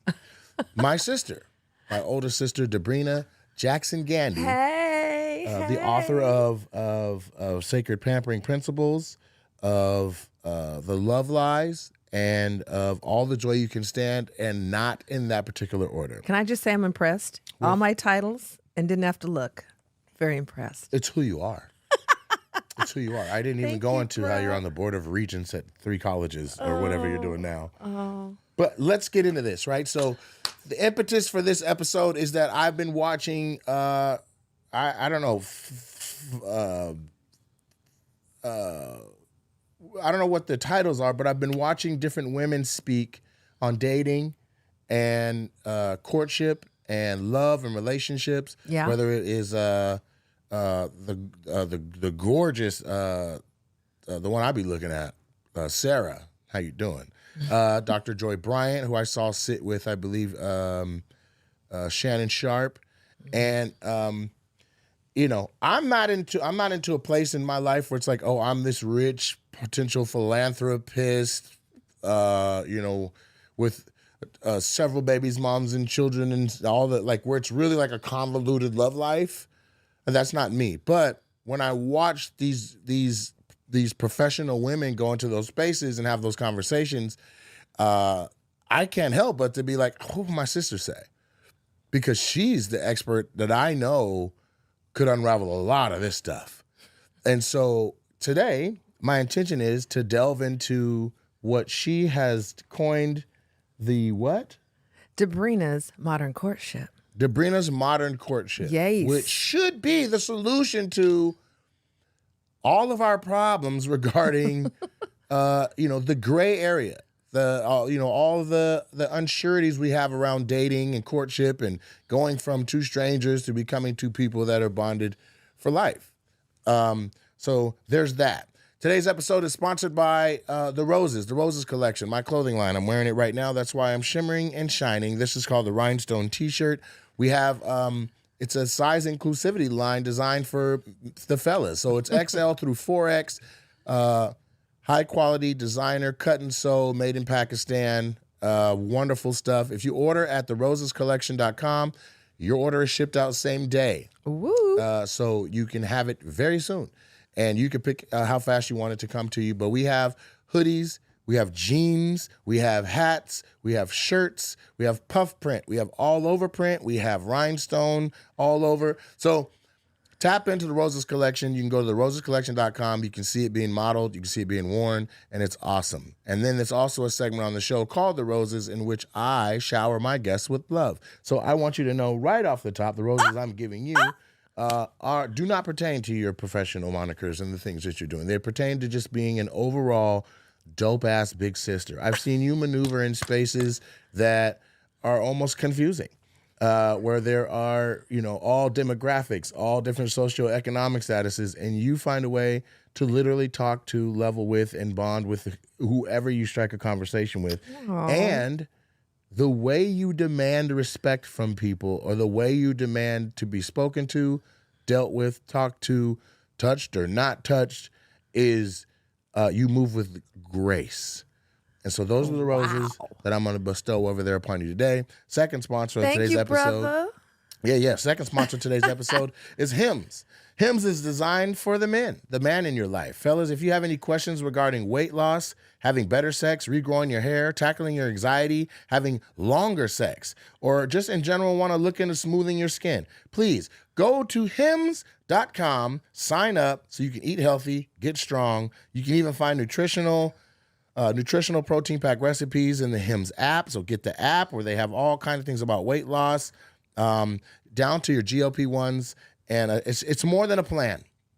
Go to hims.com and change your life today. Can somebody go let my Pakistani in?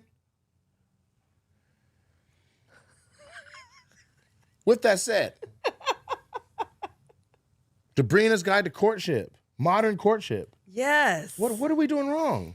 First, can I just say thanks for the roses? I just love that. Oh, you're welcome. I appreciate it, little bro. Oh my goodness, what are we doing wrong? It's the Wild West out there, sir. We Mad Maxing it. It's out of control. It's crazy. It's crazy. There's not much we're doing right. That would be a shorter list. Okay. I see the craziness for sure. Yeah. I'm in it. Well, see, the thing is, part of the problem is and that's why I call Debrina's modern courtship, right? Because, in the days of the royal court, and you had women in those days that were not able to work, they didn't work, and all of their income, their standing in society was linked to their husband. So we still have some old, outlandish, old English style stuff, since we're a colony of Europe, that is still showing up in how we date. And we need a modern way to date that works for the current reality, because now, women are working, women may out earn the man, and we still have these crazy expectations as if we are not working and we have to judge a man by his earnings and we call him a high value man based upon his income. And so I have a different approach to dating that is a win-win. And I actually introduced this years ago, but it now has become even more relevant. And, there's a lot of craziness out there about if you start with coffee, for example, that's a low effort date. But what we got to understand is we got to start small and grow to bigger and more involved dates, and not come out the gate where men are paying hundreds of dollars and women paying hundreds of dollars. So it's a really simple approach. It's a win-win. It's honorable, and it works. My question. Yes. Does it work if all parties don't know about it? Does that make sense? Because if we know everything is crazy, yeah, and then you pop in this new discourse, this new mentality towards dating, yeah, and only one segment of society is like, I'm going to do it Debrina's way. Mm-hmm. Does it work well enough to, still prevail? And if I give you a kite to fly, and say, this is how you fly a kite, can you then go into a storm with it and it still flies regular? Well, what happens is when you go on a date, a man wants you to be happy. He wants to go someplace you're going to like. That's why he will often ask you, where would you like to go? So in that same way, when a woman understands Debrina's modern courtship, she can redirect. So if he's used to doing dinner because he knows that gets points with the ladies, he's used to doing dinner at a very expensive place because he knows that gets points with the ladies. A woman that has come through Debrina's Love Academy that now understands this notion of energy units, which we can talk about later, she knows that you start getting acquainted with someone and getting to know someone where you start with a lesser number of energy units, and over time, you continue to increase those number of energy units. So you start with a lower energy date for both folks, not lower effort, just lower energy. So the woman that has done Debrina's courtship, modern courtship, can say, hey, yeah, going to dinner a little later down the road sounds great. Let's start with, and then she redirects it to a lower energy unit start. Okay. I hear you. Okay. But I think what you're saying, because it's including this concept of energy units, yes, we have to explain that as a prerequisite. Okay. At least for me to understand it. Okay.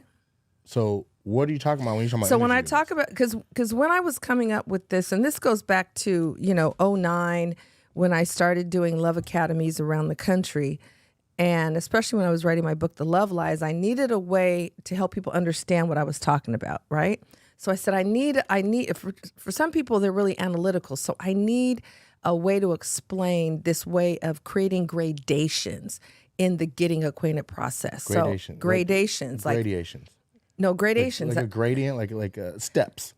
Yeah, but there's also word like gradations. Okay. Too. Yeah, and there's gradient. That's different. But I hear you, bruh. Is it the same thing? Well, gradations is like how stair steps gradually go upward. Right. You're right. So a gradient is the slope of it. Okay. Yeah. So creating a way to get engaged that has gradations to it.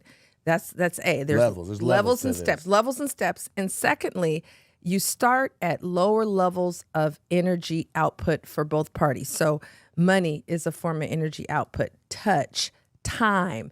So starting where those are low and continuing to incrementally increase the energy units. So that includes starting with a date where the number of money energy units is low.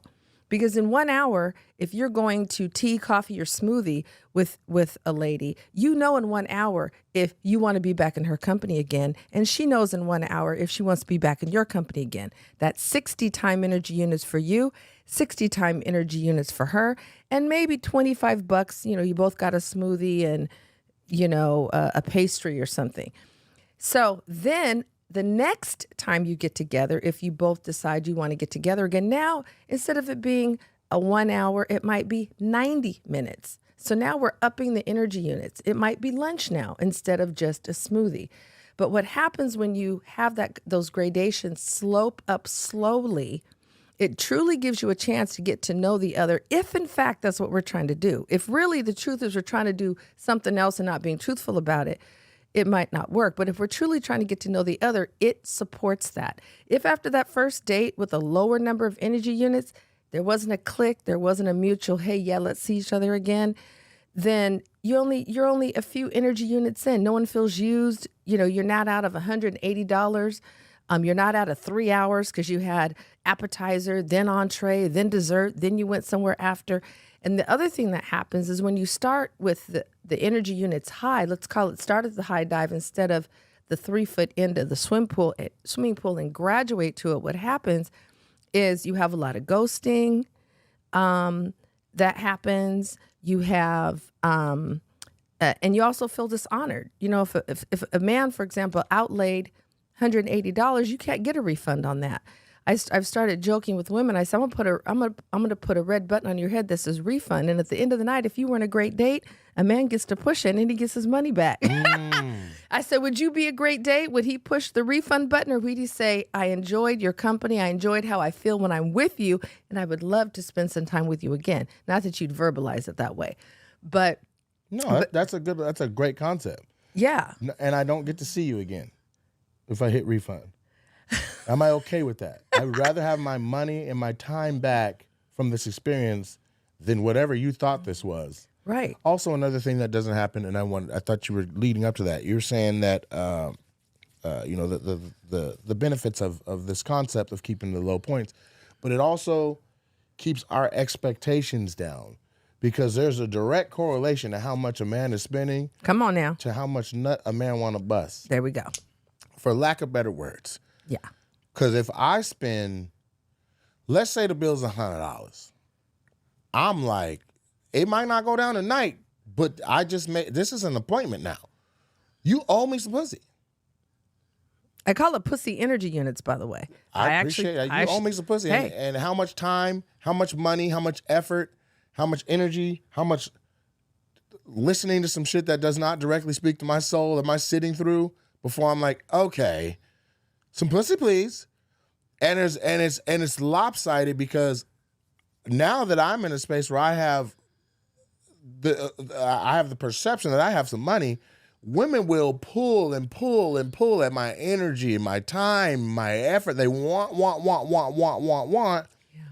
Ain't giving up nothing. Ain't giving up nothing. I need money for stuff. I mean, I need to. If, they may not ask, but they'll tell you what's tight in their life, Right. and leave the platform open for you to offer, Yeah. right? But Yeah. ain't nobody talking about no pussy. Right. Even an old hoe would say, "Girl, give him some pussy first and then ask." What the hell? Yeah, there's a lot of using going on, right? Yeah, for sure. There's a lot of using. And one of the things I was going to say a few minutes ago to your point is when you start with high energy units out of the gate, the only place you can go is higher and higher. And by the third date, usually there is some pussy and penis coming together.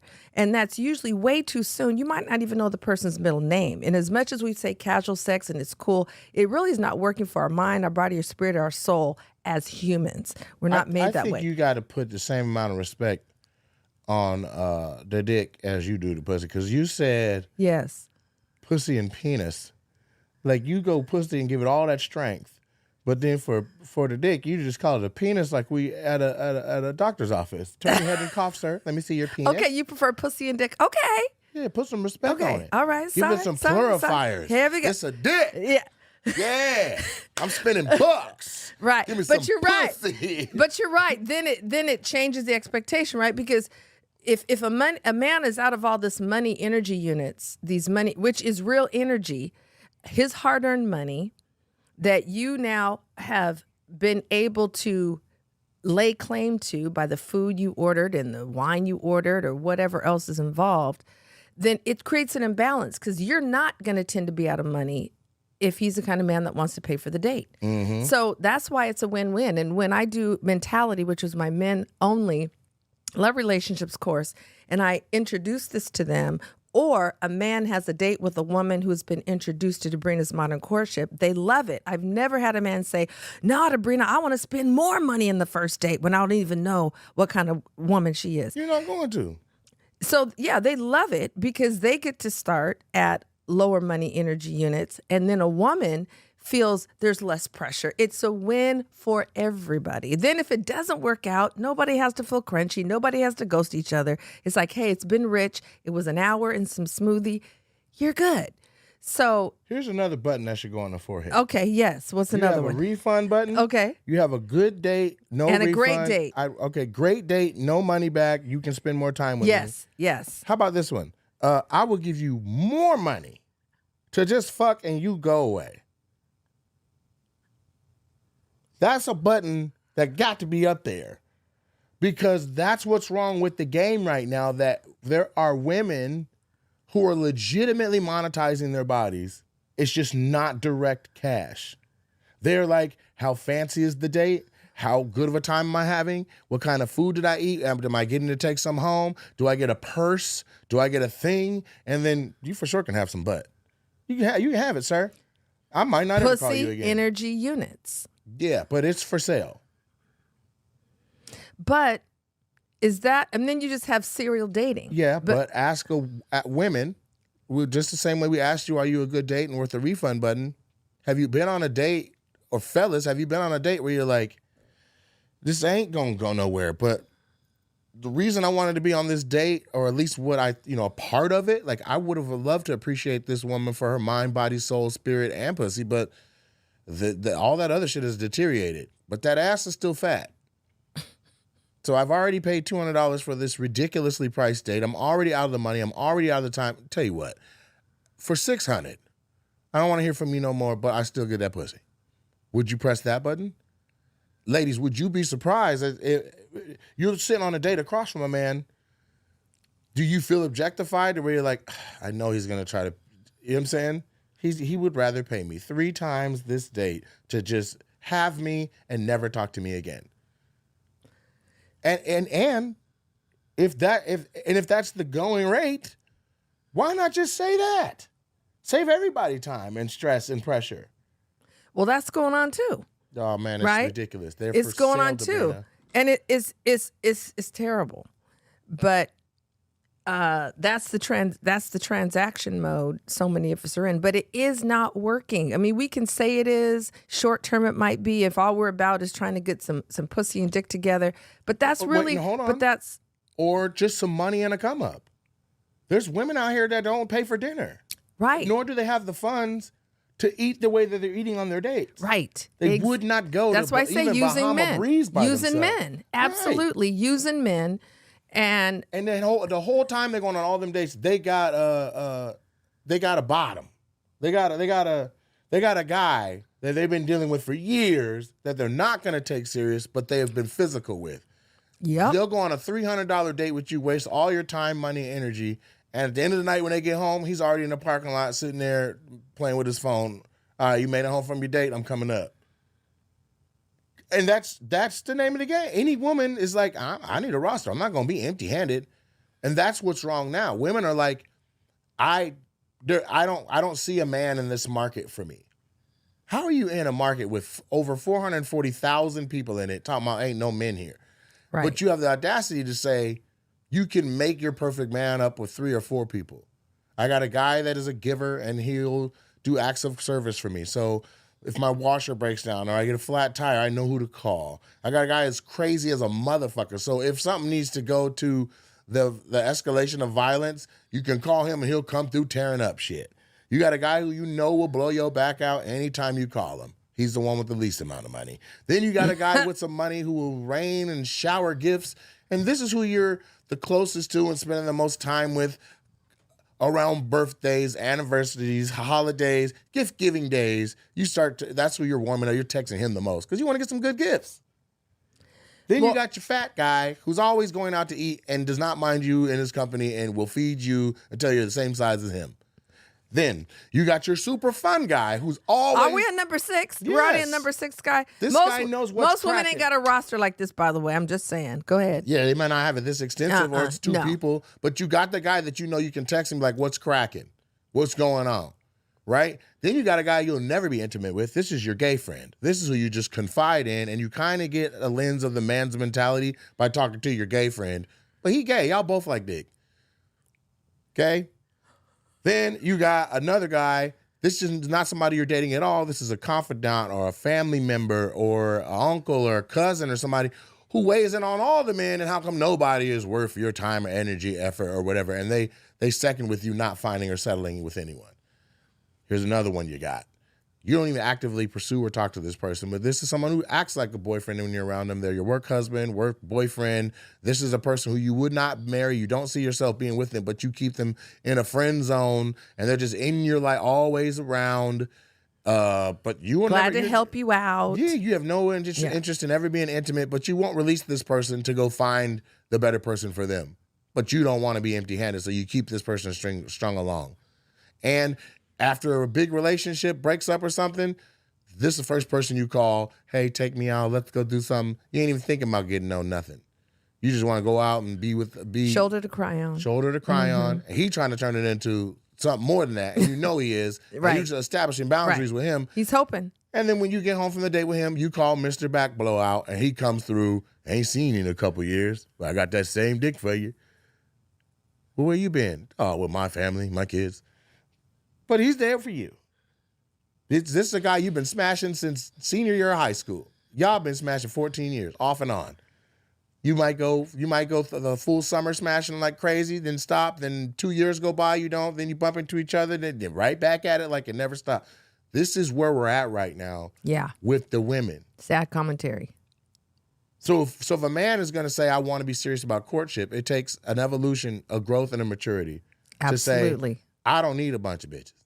Because, a man that's in that same player element is going to be like, I got one with crazy titties. I got one with a crazy ass. I got one she got money and she spoils me. I got one that, you know what I'm saying, can suck a penny off the ocean floor from the surface of the ocean.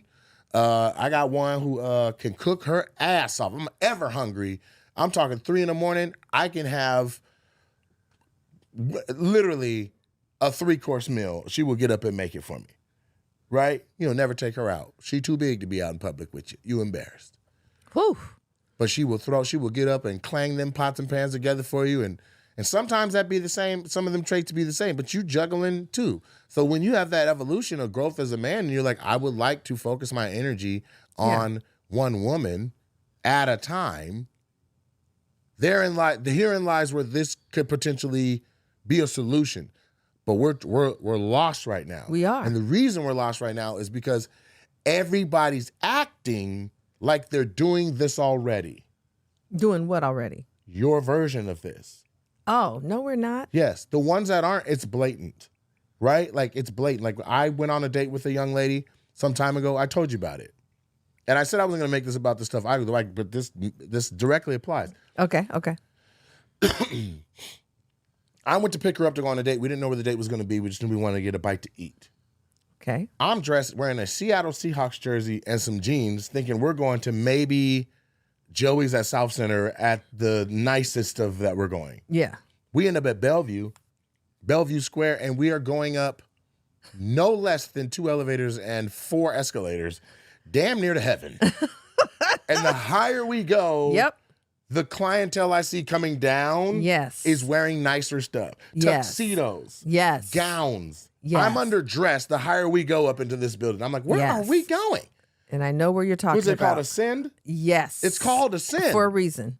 Because it's at the top of the place. And also the prices ascend. Ascend, I'm talking about a $45 plate of yellowtail sashimi on white rice as a pre-entree, a pre-appetizer before you're even seated in the seat you're going to be. You come in and they seat you on one side. And would you guys like a starter just to hold you?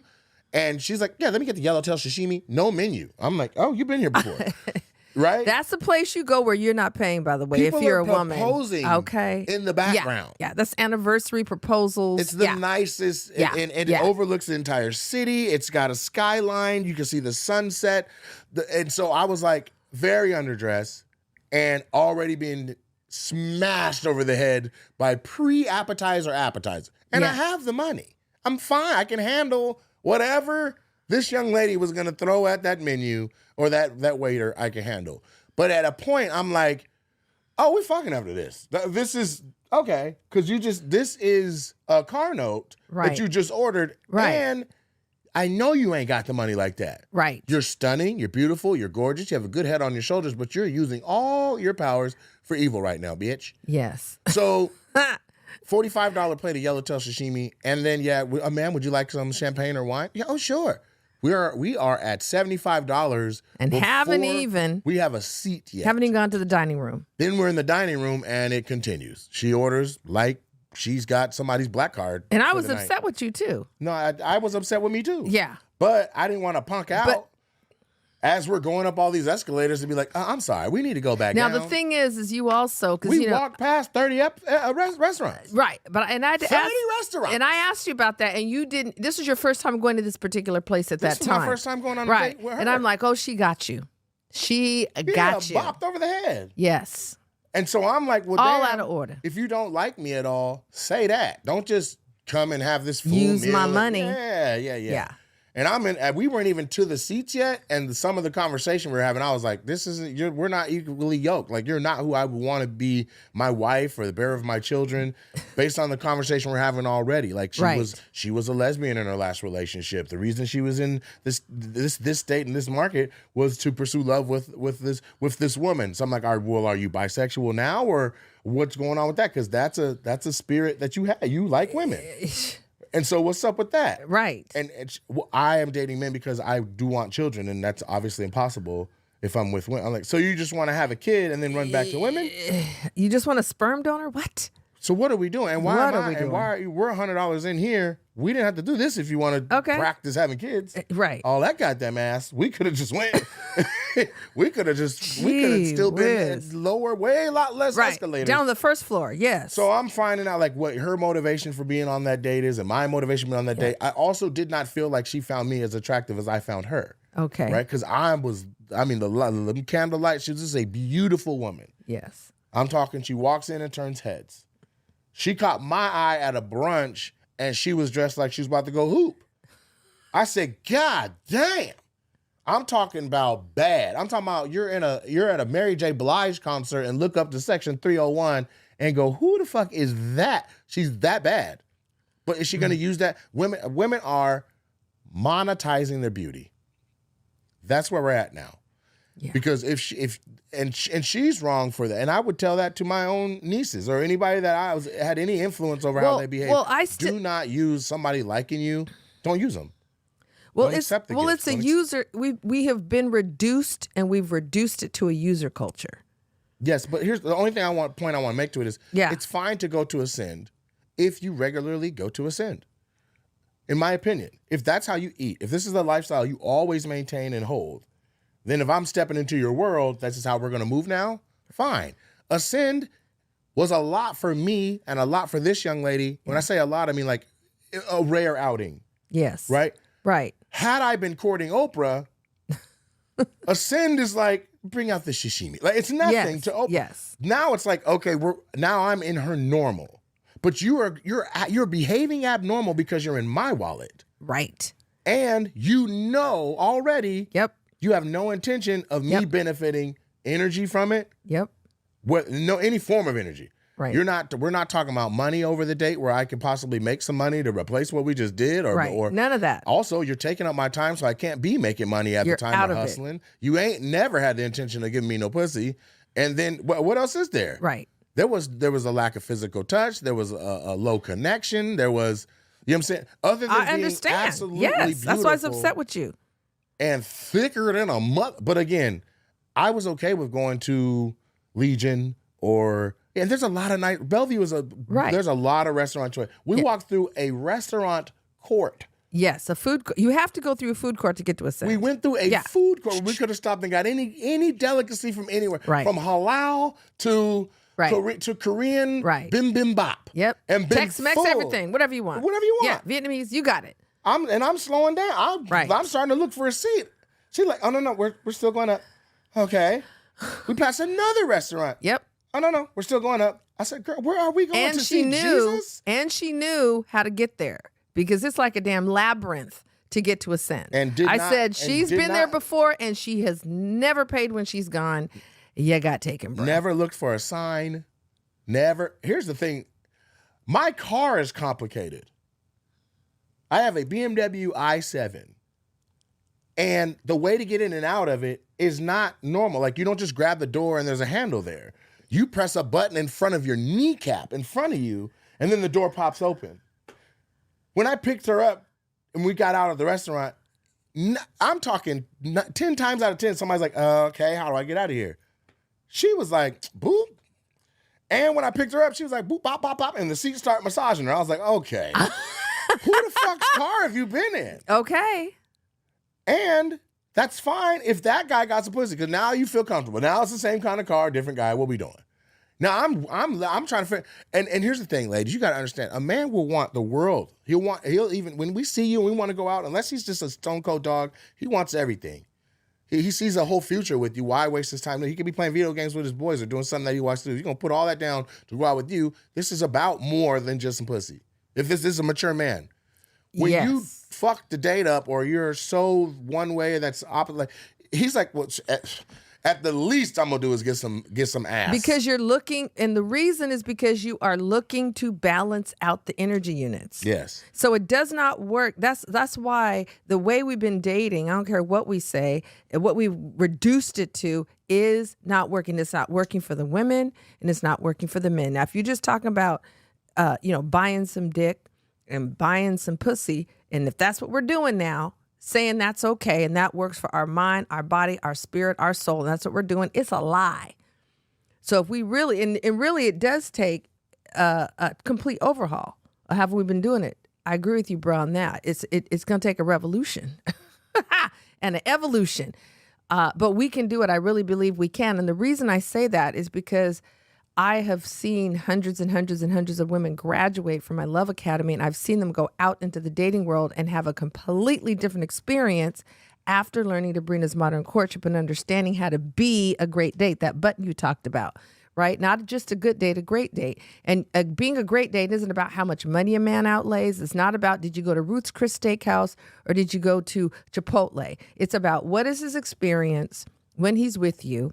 And does he want to be in your energy again? And you don't need to be out of $180 or $350, or for you at Ascend, my goodness, it's probably up there near $420, because I knew how much it was when we went there with a group of us. And so you don't need that outlay of money to know that. So it's a complete redirect. It's about being more truthful. It's about coming out of this sick, toxic swirl of what dating has been reduced to, and it's coming back into a more honoring way to do it, and it's a win-win, and we're either going to do it or we're going to not do it and keep having anger and fallout and treating each other like enemies. And I mean, it's a trip at where things have been reduced to now, the amount of anger between men and women. And a lot of it is how we have been doing this dating, because that's where it starts. You date and then you perhaps go on to be engaged and you perhaps go on to be married. So the way we've been dating has been so dishonorable, and it's gotten reduced to being a user transaction, and it ain't working no matter how cute we want to make it sound. So how do we fix it? Because there is you reap. It's beneficial. You reap what you sow. Yes. I get you reap what you sow. Yeah. But the reason they're users is because they benefit from it. Somebody done came through with the rent money. Yeah, short term. Well, I'll tell you how because I've been doing it. You know what I'm saying? I'll tell you how because I've been doing it. Tell them because how.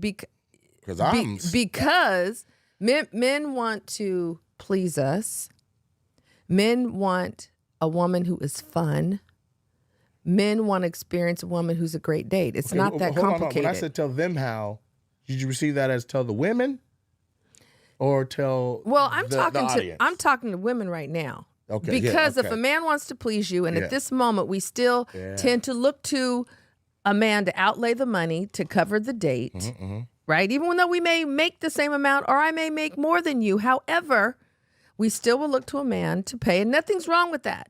Okay? I'm not saying there's anything inherently wrong with that.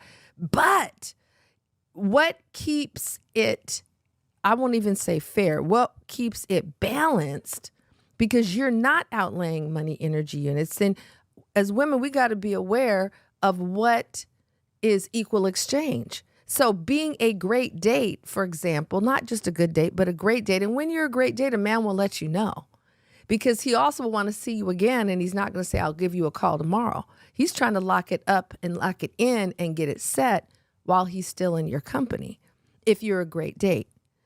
And so I have hundreds of women that have come through my Love Academy, and I introduce them to Brenda's Modern Courtship. Okay, let me share with you the premise. It's really about getting to know each other, not just in theory, not just in word, but for real.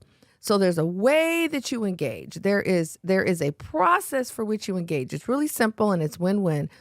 And so I'm excited to be able to say that absolutely shifts can be created because men respond to us. So if a woman understands Brenda's Modern Courtship and he says, hey, would you like to go to dinner? And she says, yes, at some point, let's start with, that will cause his eyebrows to raise because most women are trying to get to dinner on the first date at a nice place and with more of his money outlaid. So it's a completely different paradigm. I love that word, a completely different paradigm.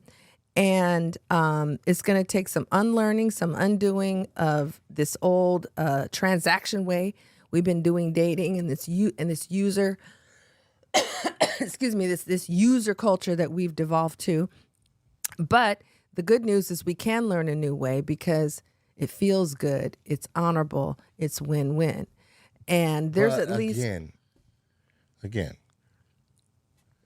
just feeling honorable... is honor a stronger impetus, a stronger effect than the come up of using? Well, see, we can do things, but that doesn't mean that there's not a consequence. It doesn't mean that there's not a toll. That doesn't mean that there is not residue. That doesn't mean that there's not damage done. So while we are doing the user culture, we can say what we want. We can put words on it to make it sound good and call it casual sex and call it this. And well, men do it, and so we do it, and all that. And it is literally shredding us on the inside. I don't care what anybody says. I'm sitting here dealing with hundreds and hundreds and hundreds of women and tens and tens and tens and tens of men.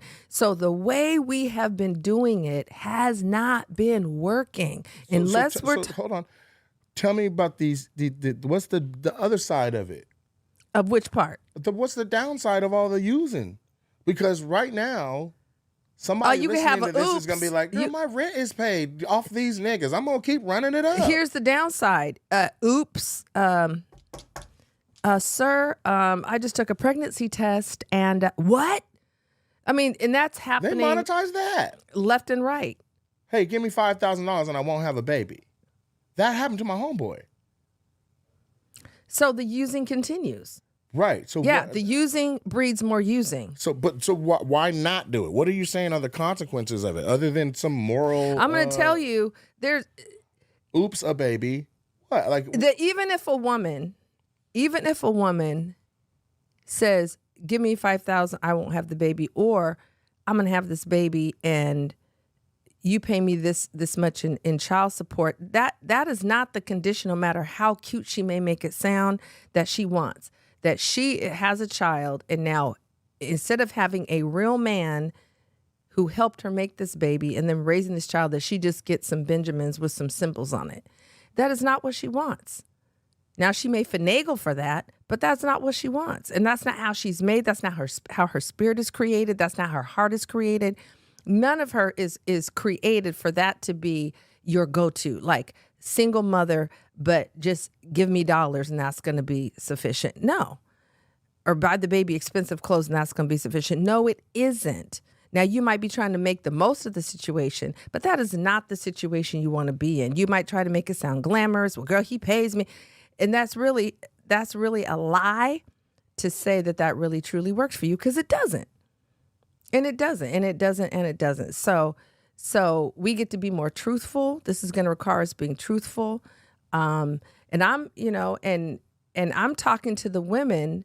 I'm going to give you an example. Like, in Love Academy, I will ask women, so tell me, what is it you want in a man? And what they say? Well, every woman has a what she wants in a man list, and the list sounds just the same. She wants a man who loves God. She wants a man who is financially independent. She wants a man who's honest, who has humor. It's the same, loves his mama.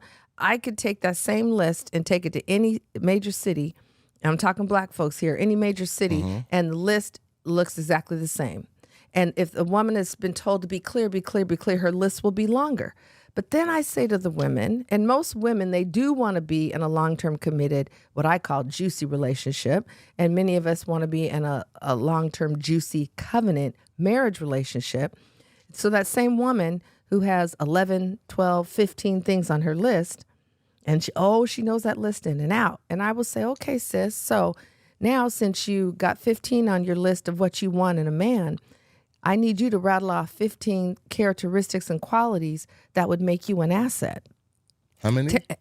However many are on her list, I give her that same number back. So if she has 12 on her list, give me 12 back. How are you an asset? Okay. And that's when they stumble, fumble, and mumble, because the whole dating culture is about treating the man as a commodity, saying, here's the requirements I have of him. The same woman who might say, I want a man who's financially sound. And I'll say, well, hon, how much do you have in your savings? And where is your credit score right now? And, I said, so there's so much hypocrisy. And I'm working with the women because I'm working to help us get straightened out. That's who I'm putting most of my energy into.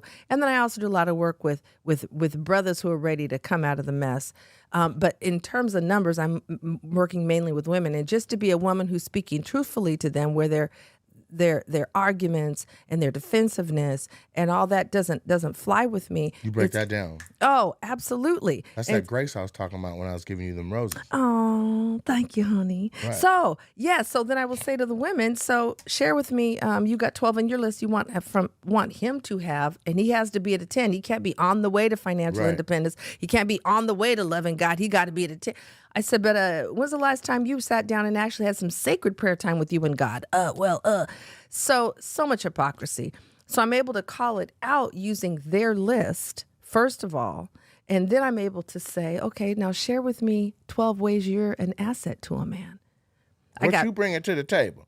Which is different because now we think material when we think bring to the table. Not necessarily. I look at that metaphorically, but I can't. Because let me tell you something. Let me tell you something. I can't speak for the average thinker when they hear that, but metaphorically, I hear what you bring in.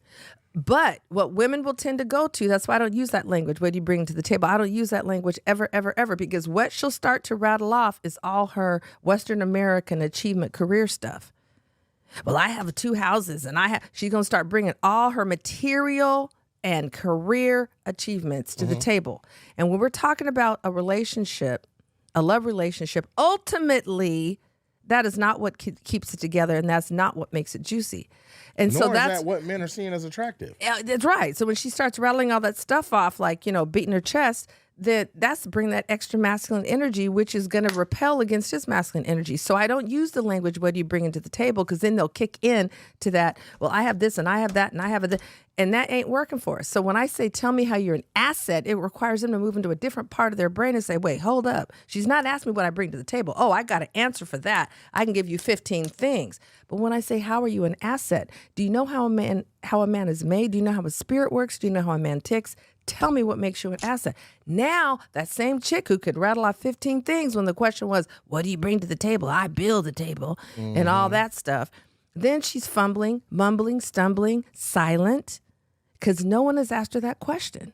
And then I say, and do you know what to a man would be perceived as an asset? Oh, then she gets doubly confused because she's been talking to other women about men, not to men about men. Preach. Do you hear me? Absolutely. That's why in Love Academy, my highest level called Preparation for Partnership, I have a man panel. And the reason all the men say to me when I ask them, friends that are married, friends that are divorced, single men, I like diversity, men from 25 up to 65, they all say yes right away because I tell them I've already prepped my students to close their mouths and ask you questions and listen.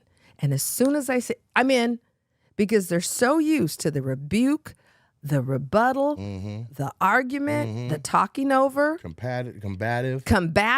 Defensive. And defensive. And a man just answered the question, and then you going to try to change his mind when he told you his answer. So that's why I say, before the man panel starts, ladies, you get to ask questions. And that's it. If a man says something and you need clarification, you can ask a question to be sure you're clear. But we're not having arguments. Well, and that's not how my students roll anyway, because they know I don't roll that way. But most women, and a lot of women have even broken down in tears after the man panel, and we release the men off the Zoom call because they have never been in the presence of 12 to 15 Black men with this much diversity in age and relationship, and had a chance to ask them questions and hear the heart of Black men. And the heart of Black men is so beautiful, but they've never been in a group like that. And the men thank me, Debrina, thank you so much for inviting me, because they often haven't been in a group with a group of women where they're heard and they're listened to. So it's an equal exchange. Well, it's where women get to listen for a change. So now, because oftentimes we will overtalk you and use many more words in a conversation than you do about love relationships. And so for the men to know that the women are going to actually listen, then they're very forthcoming. Then they're sharing their hearts. They're not being uncommunicative, as some women would characterize men. Now they're sharing from their hearts. They're being disclosing. They're being truthful. And it's because they know they're not going to be attacked. They're not going to be argued with, because I have prepped the women to be sure none of that shows up in this space. So, and then the other thing that's so amazing, that when we're having the debrief after the man panel is over, the women say, every answer any man gave, it was amazing how the other ones were in agreement with it. It wasn't 12 different opinions on something, and now you're like confused. So one brother would answer, he says, just like Brother Nate said, just like Brother Michael said. I said, so ladies, do you see that there is a strong trend in the agreement among men? It isn't all over the place. So how come we've made this so complicated? Because you're talking to other confused, unhealed women about men, instead of going to men who have started to do their work, who can put some communication and language on things, and love Black women, and they're not all about the things that you've been convinced they're about. And these are real Black men telling you, now that you're coming to listen and not argue, they're sharing truthfully with you. And they're all in agreement. I'm going to tell you right now, if you'll do it, I'll have you back. We can call this a series or whatever. Okay. But you just poked at, in quick reference, something that I think needs to be its own episode. Okay. What's that? You said women are getting advice from unhealed women. So I want to talk about, what do you mean when you say unhealed? Okay. How does somebody become unhealed? Okay. How do they start heal? to heal? Come on now, yes. And so that it's not just about pointing out what's wrong. Right. Now correct. We're partially through a solution to the gray area and what's wrong. We've now established thoroughly the concept of energy points. Energy units, yes. Energy units. Yes. And now that we know precisely what it is, we're in our 50th minute, and these are an hour. Okay. Okay. But what I want now is for you to make it full circle and to use the part that I interjected and asked for more definition on what energy units were. Yeah. To finish that thought from 40 minutes ago. So what it might look like, what the gradations might look like? Yes. Okay, wonderful. So I am a huge advocate of starting with a date that's 1 hour. Now, whether that is going to sit on a park bench, whether that's taking a walk around the park, whether that's going to get some coffee or tea or a smoothie or fresh juice, whatever, it's 1 hour. 60 minutes of energy units for you, 60 minutes of energy units for him. And the notion is also low money energy units for him, because most likely the man is going to be paying. If after 1 hour, and an hour is enough time to know whether you want to be back in someone's company, and you all agree to get together again because you were a great date, and it wasn't about how much money was outlaid or how long the date was, you were a great date in the 1 hour or however much time that initial date was, then the next one you could then increase. You increase what? The amount of time, that's an energy unit. And also, maybe you started with smoothies. Now you maybe move to breakfast. So now it's 90 minutes. Then you might move to happy hour. But But you create space for the date to increase energy units inside of. It's called gradations, and it works. Then you move to the evening. Don't start in the evening, which is what happens in the current dating culture. You advance. You move forward to a date in the evening. And that might not be till date 3 or date 4 or date 2, but not date 1. So now you have a pathway so that you incrementally increase the time energy units and the money energy units. And if, in fact, you were truly trying to get to know him, which when I say to women, so why do we date? To try to get to know him. Then I ask, what kind of questions are you posing? And it's not questions to try to get to know him. It's questions to fill his biography in. So where do you work? So where do you go to school? So where do you live? Those aren't the kind of questions that have you really get to know a man, his essence, his character, what shaped him, his story, his values, his life perspective, his life outlook, his life philosophy. I find it interesting. 2 things. One, women do that, and they're basically like it's like they're filling out a worksheet. Yeah. Of like they are. Fill in the blank, check. I call it scorecarding, internal scorecarding. Right. Who, what, where, when. Yes. And I'm filling in all this who, what, where, when. Yes. And really get to know somebody's shallow. essence. But to get to know somebody's essence and all that, it's kind of the why. Yeah. And what? We're not getting to the why. It's just who, what, where you work.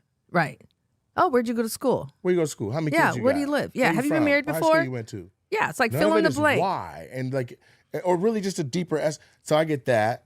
Then me personally, I don't know, maybe it's because of just being a comedian that now is popping or whatever. But I'll get women that will say, I want to meet the Nate that's not on stage. Like, everyone knows Nate. I want to meet Nathaniel. I'm like, hold up. First of all, nobody's whole naming me. You know what I mean? I don't even know you, woman. Goddamn Nathaniel. You know what I'm saying? Whole naming you. Right. Ooh. What are you doing? That's like someone using my nickname. You don't nickname. You don't use my You don't nickname. know me? You're not in that circle. But they say that, and I'm like, but if you truly knew me, you would understand how much of me is what I do and how much of what I do is who I am. Right. It's a career. I'm not just fucking around on stage. No, I am giving people all. You want to get to know me? This Watch is a all these mission. videos. This is a mission. We're Jacksons. Yeah. There isn't this separation like if you work for someone during the day and you're different person when you get off work. Yeah. It's integrated. This is an expression of my gifts, talents, skills, abilities, my God-given assignment in the earth. This is an expression of me, what my business is. I just happen to generate dollars as a vehicle. Man, I'm so glad you put it that way. That's even a relief to hear because I have been trying to figure out what in the hell are the words to express that same thing, but I continue to get the energy of I want to know the you that ain't you on stage and all that. I'm like, bruh, I don't know what else I'm supposed to give you because I give everything to the stage. Right. I say my thoughts, feelings, goals, impressions, my interpretation of other people's discourses and lives they're leaving. I'm putting comedy in it, but hell, if you can't figure out who I am and what I believe in and what I think, right, then I don't know what to tell. You want to sit next to me while I go fishing the one time in 5 years I have time to do it? Right. What do you mean? Right. So but, say that again. Your business. Your what? So now, I want that part where you was rattling off fingers. So a long time ago, because I think someone had said to me, and it was not a man. I think it was another woman who was an employee, had never owned her own business, had never generated her income for direct offer to market of her gift, talent, skills, and abilities. It always been supporting someone else's vision called AT&T or Boeing or Microsoft or Amazon. But that puts a wall up between you and your client because you work for someone else. And I realized as an entrepreneur, there is no wall. This business is a vehicle that allows me to express, contribute, and offer my gifts, talents, skills, and abilities in a package in a way that there can be an exchange of reciprocal dollars for it. And that's a mindset. That's a certain consciousness. So if you're out to dinner with me or you call up and say, Debrina, how are you doing? I'm not only going to talk with you about, how my husband is doing or how my daughters are doing, because it's an inherent and integral part of my makeup. Go ahead. I'm also going to be talking with you about my enterprise. Golly. Come on there with my enterprise. It's sabotaging that if you ask me how I'm doing and I get to talking about the things, the irons that I have in the fire, right? Right. This happened to me before, and I did not know how to take. I was befuddled. Right. Befuddled. Which rarely happens. And I You was like, don't get befuddled often. well, I was like, well, what the fuck? But my ex at one point was like, you don't talk to me about the stuff you're doing all day. Oh. Well, I'm like, well, you don't show enough interest in it for me to do that. Right. So then I put effort into telling her about these things. And then she had the audacity to flip it and say, all you talk about is that stuff. To that, I was like, oh my goodness. that is the effect of the cause you asked for. Yes. I could talk about that much less. I can talk about whatever you want to talk. And so men that are entrepreneurs or have the entrepreneurial spirit, I think women need to understand, if you ain't never built nothing, you're already on the outside of it. You don't understand the sense of completion, crossing off to-do list items. And first of all, I just read a post that tons of men are agreeing with. Okay. Even non-entrepreneurs. Okay. The post said, it was by a girl. Okay. She said, ladies, you need to understand, men will go on a trip with you. They will take you somewhere. They'll go on vacation with you. But after day 2, they are itching to get back to their hustle or their grind or make Their some money so vision. bad that they can barely even stand looking at you. Don't go on a trip for more than 2 days with a man, because now it's you versus everything in his life that's pulling towards him. And you're not enough to compete. A successful man, because the women want them. I hear you. Okay. This That'll post be another just said caveat. that. Okay. Then thousands of men, entrepreneurs, non-entrepreneurs, successful, unsuccessful, all of them are like, yeah, exactly. Amen. Yes. I might not have 2 pennies to rub together, but if I'm out here with your ass, I can't go try to get it. Spending money, not making it. And that's the number. Like, yeah, man, I'm over here spending money on you, and you ain't like, God damn. Like, and it was so many. I'm talking about brothers just unloading paragraphs into the comments. Yes. And then they didn't get it all out in one because there's a character limit. There's another comment following that. Like, people are, man. So I saw that post, and it brings it all full circle to be like, you got a man that's an entrepreneur that's chasing his dreams. Yes. Instead of trying to figure out how to integrate into that process of some kind of way to figure out where you fit or what is convenient or what is comfortable, you're coming in with some weird ass Disney expectation of how much time a man is supposed to. And then the worst thing you could say, and I hate to say this because there is truth to it, but that if he wants to, he will bullshit. Ain't nobody too busy to send a text. Ain't nobody too busy. Yeah, there's truth to that. But at the same time, are you worth him stopping? If a man is in his zone, men have single-minded focus. If a man is in his zone, he isn't going to stop in the middle of his day like a woman does. When she thinks about a man, she'll stop and text right then. Men will stop, think about her, and then say, I'll text her after I finish this deal, this transaction. Okay? Yes. So it doesn't mean he's not thinking about you. Women and men are made very differently. But I want to come back to that comment because I know our time's almost Another up. episode alert. Okay, but I want to come back to that comment. But you just said something else. You're brilliant enough to hold on to that. We're not going to miss that comment that you want to come back to. Okay. But the other episode we have to do Okay. is the difference between men and women and how we're Oh, Lord, yes. All right, now, the comment you wanted to address. Okay, then this will be quick. So the woman who says, I want to know the Nate, not the one on stage, right? But if she knows how to ask questions that really are her trying to understand the Nate, the version of you, because that's a version of you, but it's all still a part of you. But you want to understand a little bit more about the version not on the stage. Well, then ask a question that will give you a chance to share your heart. So, Nate, when did you first have a desire to be a comedian? Take me back. And you're going to reminisce, and then you're going to talk about sitting up on the top of that abandoned restaurant and envisioning about you having a comedy club and what made you want to have a comedy club. Well, tell me about the roses. How did that inspiration come about? And then you will be speaking from the point of essence and inspiration and how your spirit got moved. And it's the same dude on stage, but it's a different version of him. And because you are asking questions that show that you're trying to get to know the man, not just the performer, let's call it that, your questions reveal that. And then when you listen and then ask a follow-up question that reveals that you really do give a damn and that you're really listening, it is an anomaly for men. Because women usually ask one question and they don't ask further questions. And he goes, oh, okay. So he keeps his answer shallow. So any rate, I just wanted to say that's how she really has the ability to get to know the Nate not on stage Mm-hmm. by the questions she asks, not the fill in the blank ones. Right. And then the follow-up questions that show she really is invested and cares. Which I get. But my end of it is, and I truly do get that.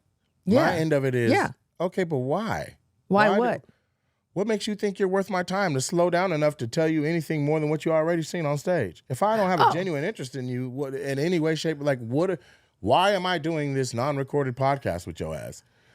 That's what that is. Why am I doing Well, I'm not talking about teeing it up like a podcast, but I just mean in the course of the natural. Trust me, Yeah. I get what you're saying. Okay, all you should right. organically prod for deeper questions and listening and let the answers you get lead to the next thing. When I said I got that, I got that. Okay, got it. What I'm saying is, you want this other, let me see this other side of you. Let me look behind the curtain. What's my motivation for letting you see the Wizard of Oz? Why? Okay, so you've asked great questions. You've gotten great answers. I'm mentally stimulated. Okay. Now what? Right. And what do I want? Like, okay, perfect date. We talk, we laugh. There's some depth to it. You appreciate me for who I am. I appreciate you for who you are. We connect on a mental level because there's a sapiosexual aspect to how I'm getting to know you and get a feel for who you are. Yes. We have a great date. I'm like, cool, I would love it. I don't mind the time I spent with you. That's right. Now, you want to make it something that I desire to do again? Not just I don't mind it if it happened organically, I do it again. Desire. Let's talk about Because I'll say, Yeah. hey, this was fun. I'm glad that this happened. If my schedule aligns with your schedule and the stars align and there's a pink moon or whatever, I'm down to do this again. I won't run from this happening again. Right, right. Now, there's a difference between that and me being like, I need to line the stars up myself. That's I right. need a pink moon. I need to make it so that Yes. I can be in this woman's space. What are Yeah. you doing that makes me go again? Yes. That I'm reaching for you instead of just being like, well, I'm open to it. Right. And for me, I want to bust a nut too. I want to bust a nut. But now, hang on. Holding me hostage with your pussy, bitch. Bust a nut. So what would keep you coming back and the pussy is not on the table? Nothing. You wouldn't come back for a second date Fuck that. or a third date. Fuck that. No. Not even a third. No, and this is why women dangle pussy, because they know men ain't coming back unless there's the carrot dangling version of this pussy. I'll let you see it this time. Next time you can touch it. I'll let you touch it this time. Next time you can smell it. I'll let you smell it next time. Next time you can blow a kiss at it. Next time I'll let you. Nigga, you out of $40,000. Ain't even got no pussy. Nah, run that pussy, because what's the difference between a user? What's the difference between a user and somebody who's not a user? The not user is already giving up what supposedly is your prize. You're taking my most valuable stuff, my time, my effort, my energy, my money, and I get nothing from it. When your most valuable asset you sit on and you don't use it with me because I'm not worthy, or you're not ready for it, or you got a whole nother person knocking your back out that I don't know about. The number one way for a man to see through all the bullshit is to just, is she fucking? If she ain't giving you the butt. And then that's where you get the women that are just floozies and they fucking, they don't care about none of the other stuff, and they start to get gray. It's another episode we can talk about. But I'll say this. I'll say this. Yeah, I want some of that. I want some of them guts.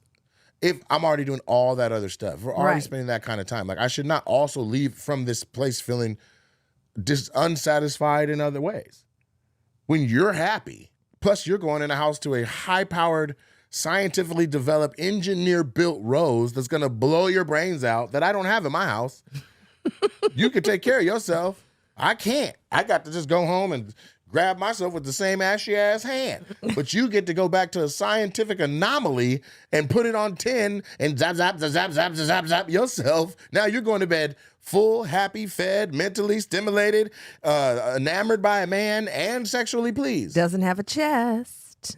Just saying. So, Okay. What would keep me coming back? I mean, that's kind of. So go. that'll be another episode, because I believe, And I'm not even over sexualized. But goddamn, what we doing? Okay, so we'll come back to that in a future episode, because I want to kind of put a little spin on that, because as long as money is up in there, then we're gonna get to the pussy energy. I don't units. know. Even if I don't spend no money, if you got me for a whole damn day, from 8 to 8, Well, We talked and walked and ate ice cream and bonded. That's a I've long only spent time. $14. That's a hell of a time. So that's why That's I a appreciate lot you of being energy like units. 1 hour is it. Start as a start. Yes. And then I would be increase. okay if a girl said, hey, I don't even want you to stop what you're doing. Let me just come talk to you let me just be up in your let me get up in your space a little bit. Bring a bad bitch to work day. Yes. I would appreciate that more than Right. So then she comes through for an hour and she says, is there anything I can help you with while I'm here? Oh my gosh. And so then her touch is in the space when she leaves. Yes. You're like, okay, my goodness, when can I see her again? Yes. Right? And there's been no money outlaid. None. Okay. And she's like, no before money. I go, do you and want no you want a little head or something before I go? I might even decline. Damn, I'm cool. Okay. That's what's up though. And what would have you want to see her again? Like making the stars align and you throwing the pink moon up. So the fact that there is no pullback of accessibility. There is like say more. Because you got steps and gradients, right? Yeah. Or gradients, gradations. Gradations. Yeah. But if the gradations are clear and we are going to a destination, a man will keep on playing the game of life with this woman. We'll jump in the rat race and play a little game. But if at a point, it's like if you're playing Monopoly. It's not a game. No, I'm saying it's like if there's a reward for it, you can't miss the chance for the reward. You can't miss the chance. You can't miss an exchange of energy. Right. Otherwise, somebody feels assured. Right. If we're playing Monopoly and every time you roll the dice, every time you pass go, you get $200. And you roll the dice and you pass go, and we're like, you don't get it this time. Right. You're like, well, what the fuck are the You feel rules? cheated, yes. Right. And that's how we feel. Yes. So I know. listen, that's today's episode, man. We have way more that we can unload, and that's unfold. why Debrina's Modern Courtship works, because otherwise you feel cheated. There you go. Dun, So dun. I want you guys to keep up with Debrina. Debrina, tell them all your socials or your website or where they can catch you Yes, next. at the Debrina, and my name is spelled Debrena, at the Debrina on IG and on TikTok. And my website is $1,000,000mentor.net. I got some nationally published books that you can get through the website. I got all kinds of wonderful resources and trainings and audio programs and teachings. So if anything that you heard today is like your ears have perked up, there's more where that came from. But yeah, thanks for having me on, brother. Outstanding. And I if you love found ya. me a hot mess, I'm okay with that too. Okay. We working it out All because right. everybody's a hot mess about right now. Got a lot of messes. yes. We're going But- to help straighten it out, though. But for me, follow me on social media, Mr. Nate Jackson on all outlets, Nate Jackson Comedy on Facebook, NateJacksonComedy.com, Super Funny Comedy Club if you're local to the Pacific Northwest. And please check out my dates. I have a ton of upcoming stuff. In particular, I would like to highlight that I'm coming to the Chevalier, to the Foxwoods, and to the Boston and the Massachusetts Northeast area. Those tickets are moving fast. I would like you guys to go ahead and sell them things out. Phoenix and Tucson also coming up. Sell those things out. Woo! Check me out and go to therosescollection.com. And now you've been tapped into all things Nate Jackson. I want to give another thank you as just a full, just a full, well-rounded moment. Thank you to my sister for coming through and lending her expertise. I'm just her little brother. I'm just his big sister. And we just happen to be incredible. Y'all be nice, man. Be blessed. See you next time. जिन जाने गो ना कोई माने करिए रे या जान भी आखिर कमजोर होवे जिन जाने गो ना कोई माने करियो रे या जान भी आखिर कमजोर होवे सदों बादशाही भी कायम नहीं रहती सदों बादशाही रे कायम नहीं रहती नहीं एक दिन गोरे सदों जोरे होवे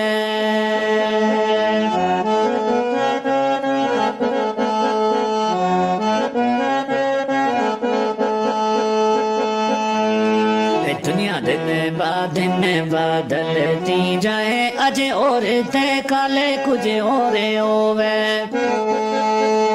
दुनिया दिन बदलती जाए रे अजे और ते काले कुछ और होवे رائی موت کو ذائے کو چکھنو ہے رائی موت کو ذائے کو چکھنو ہے پاویں کتنو کوئی شاہ زور ہووے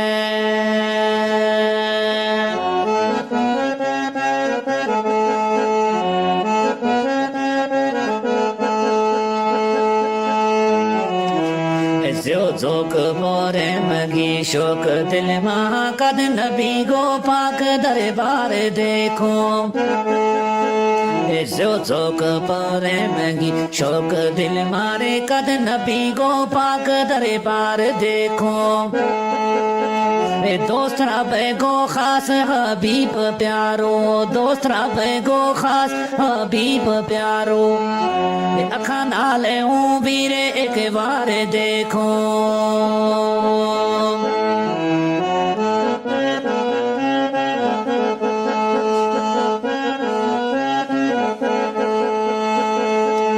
جاؤں صدقے لکھ آزارے واری نالے روزہ گا سونا مینار دیکھو جاؤں صدقے لکھ آزارے واری میں نالے روزہ گا سونا مینار دیکھو اللہ دے اے توفیق اقبال اقبال اللہ دے اے توفیق اقبال اقبال جگ بنگلا گارے چمکار دیکھو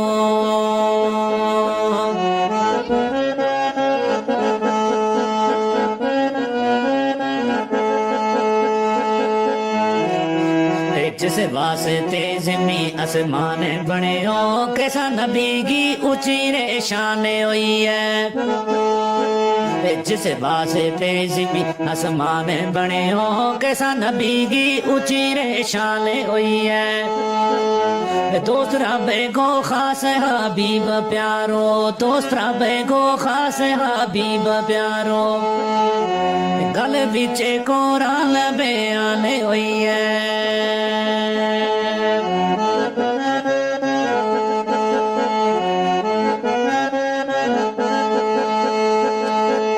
رتبہ دتو خدا نے آپ جس نا اوپر نازل کتاب قرآن ہوئی ہے رتبہ دتو خدا نے آپ جس نا اوپر نازل کتاب قرآن ہوئی ہے اقبال امت نارے بخشان وستے اقبال امت نارے او بخشان وستے سونا نبی گے ہاتھ کو مانے ہوئی ہے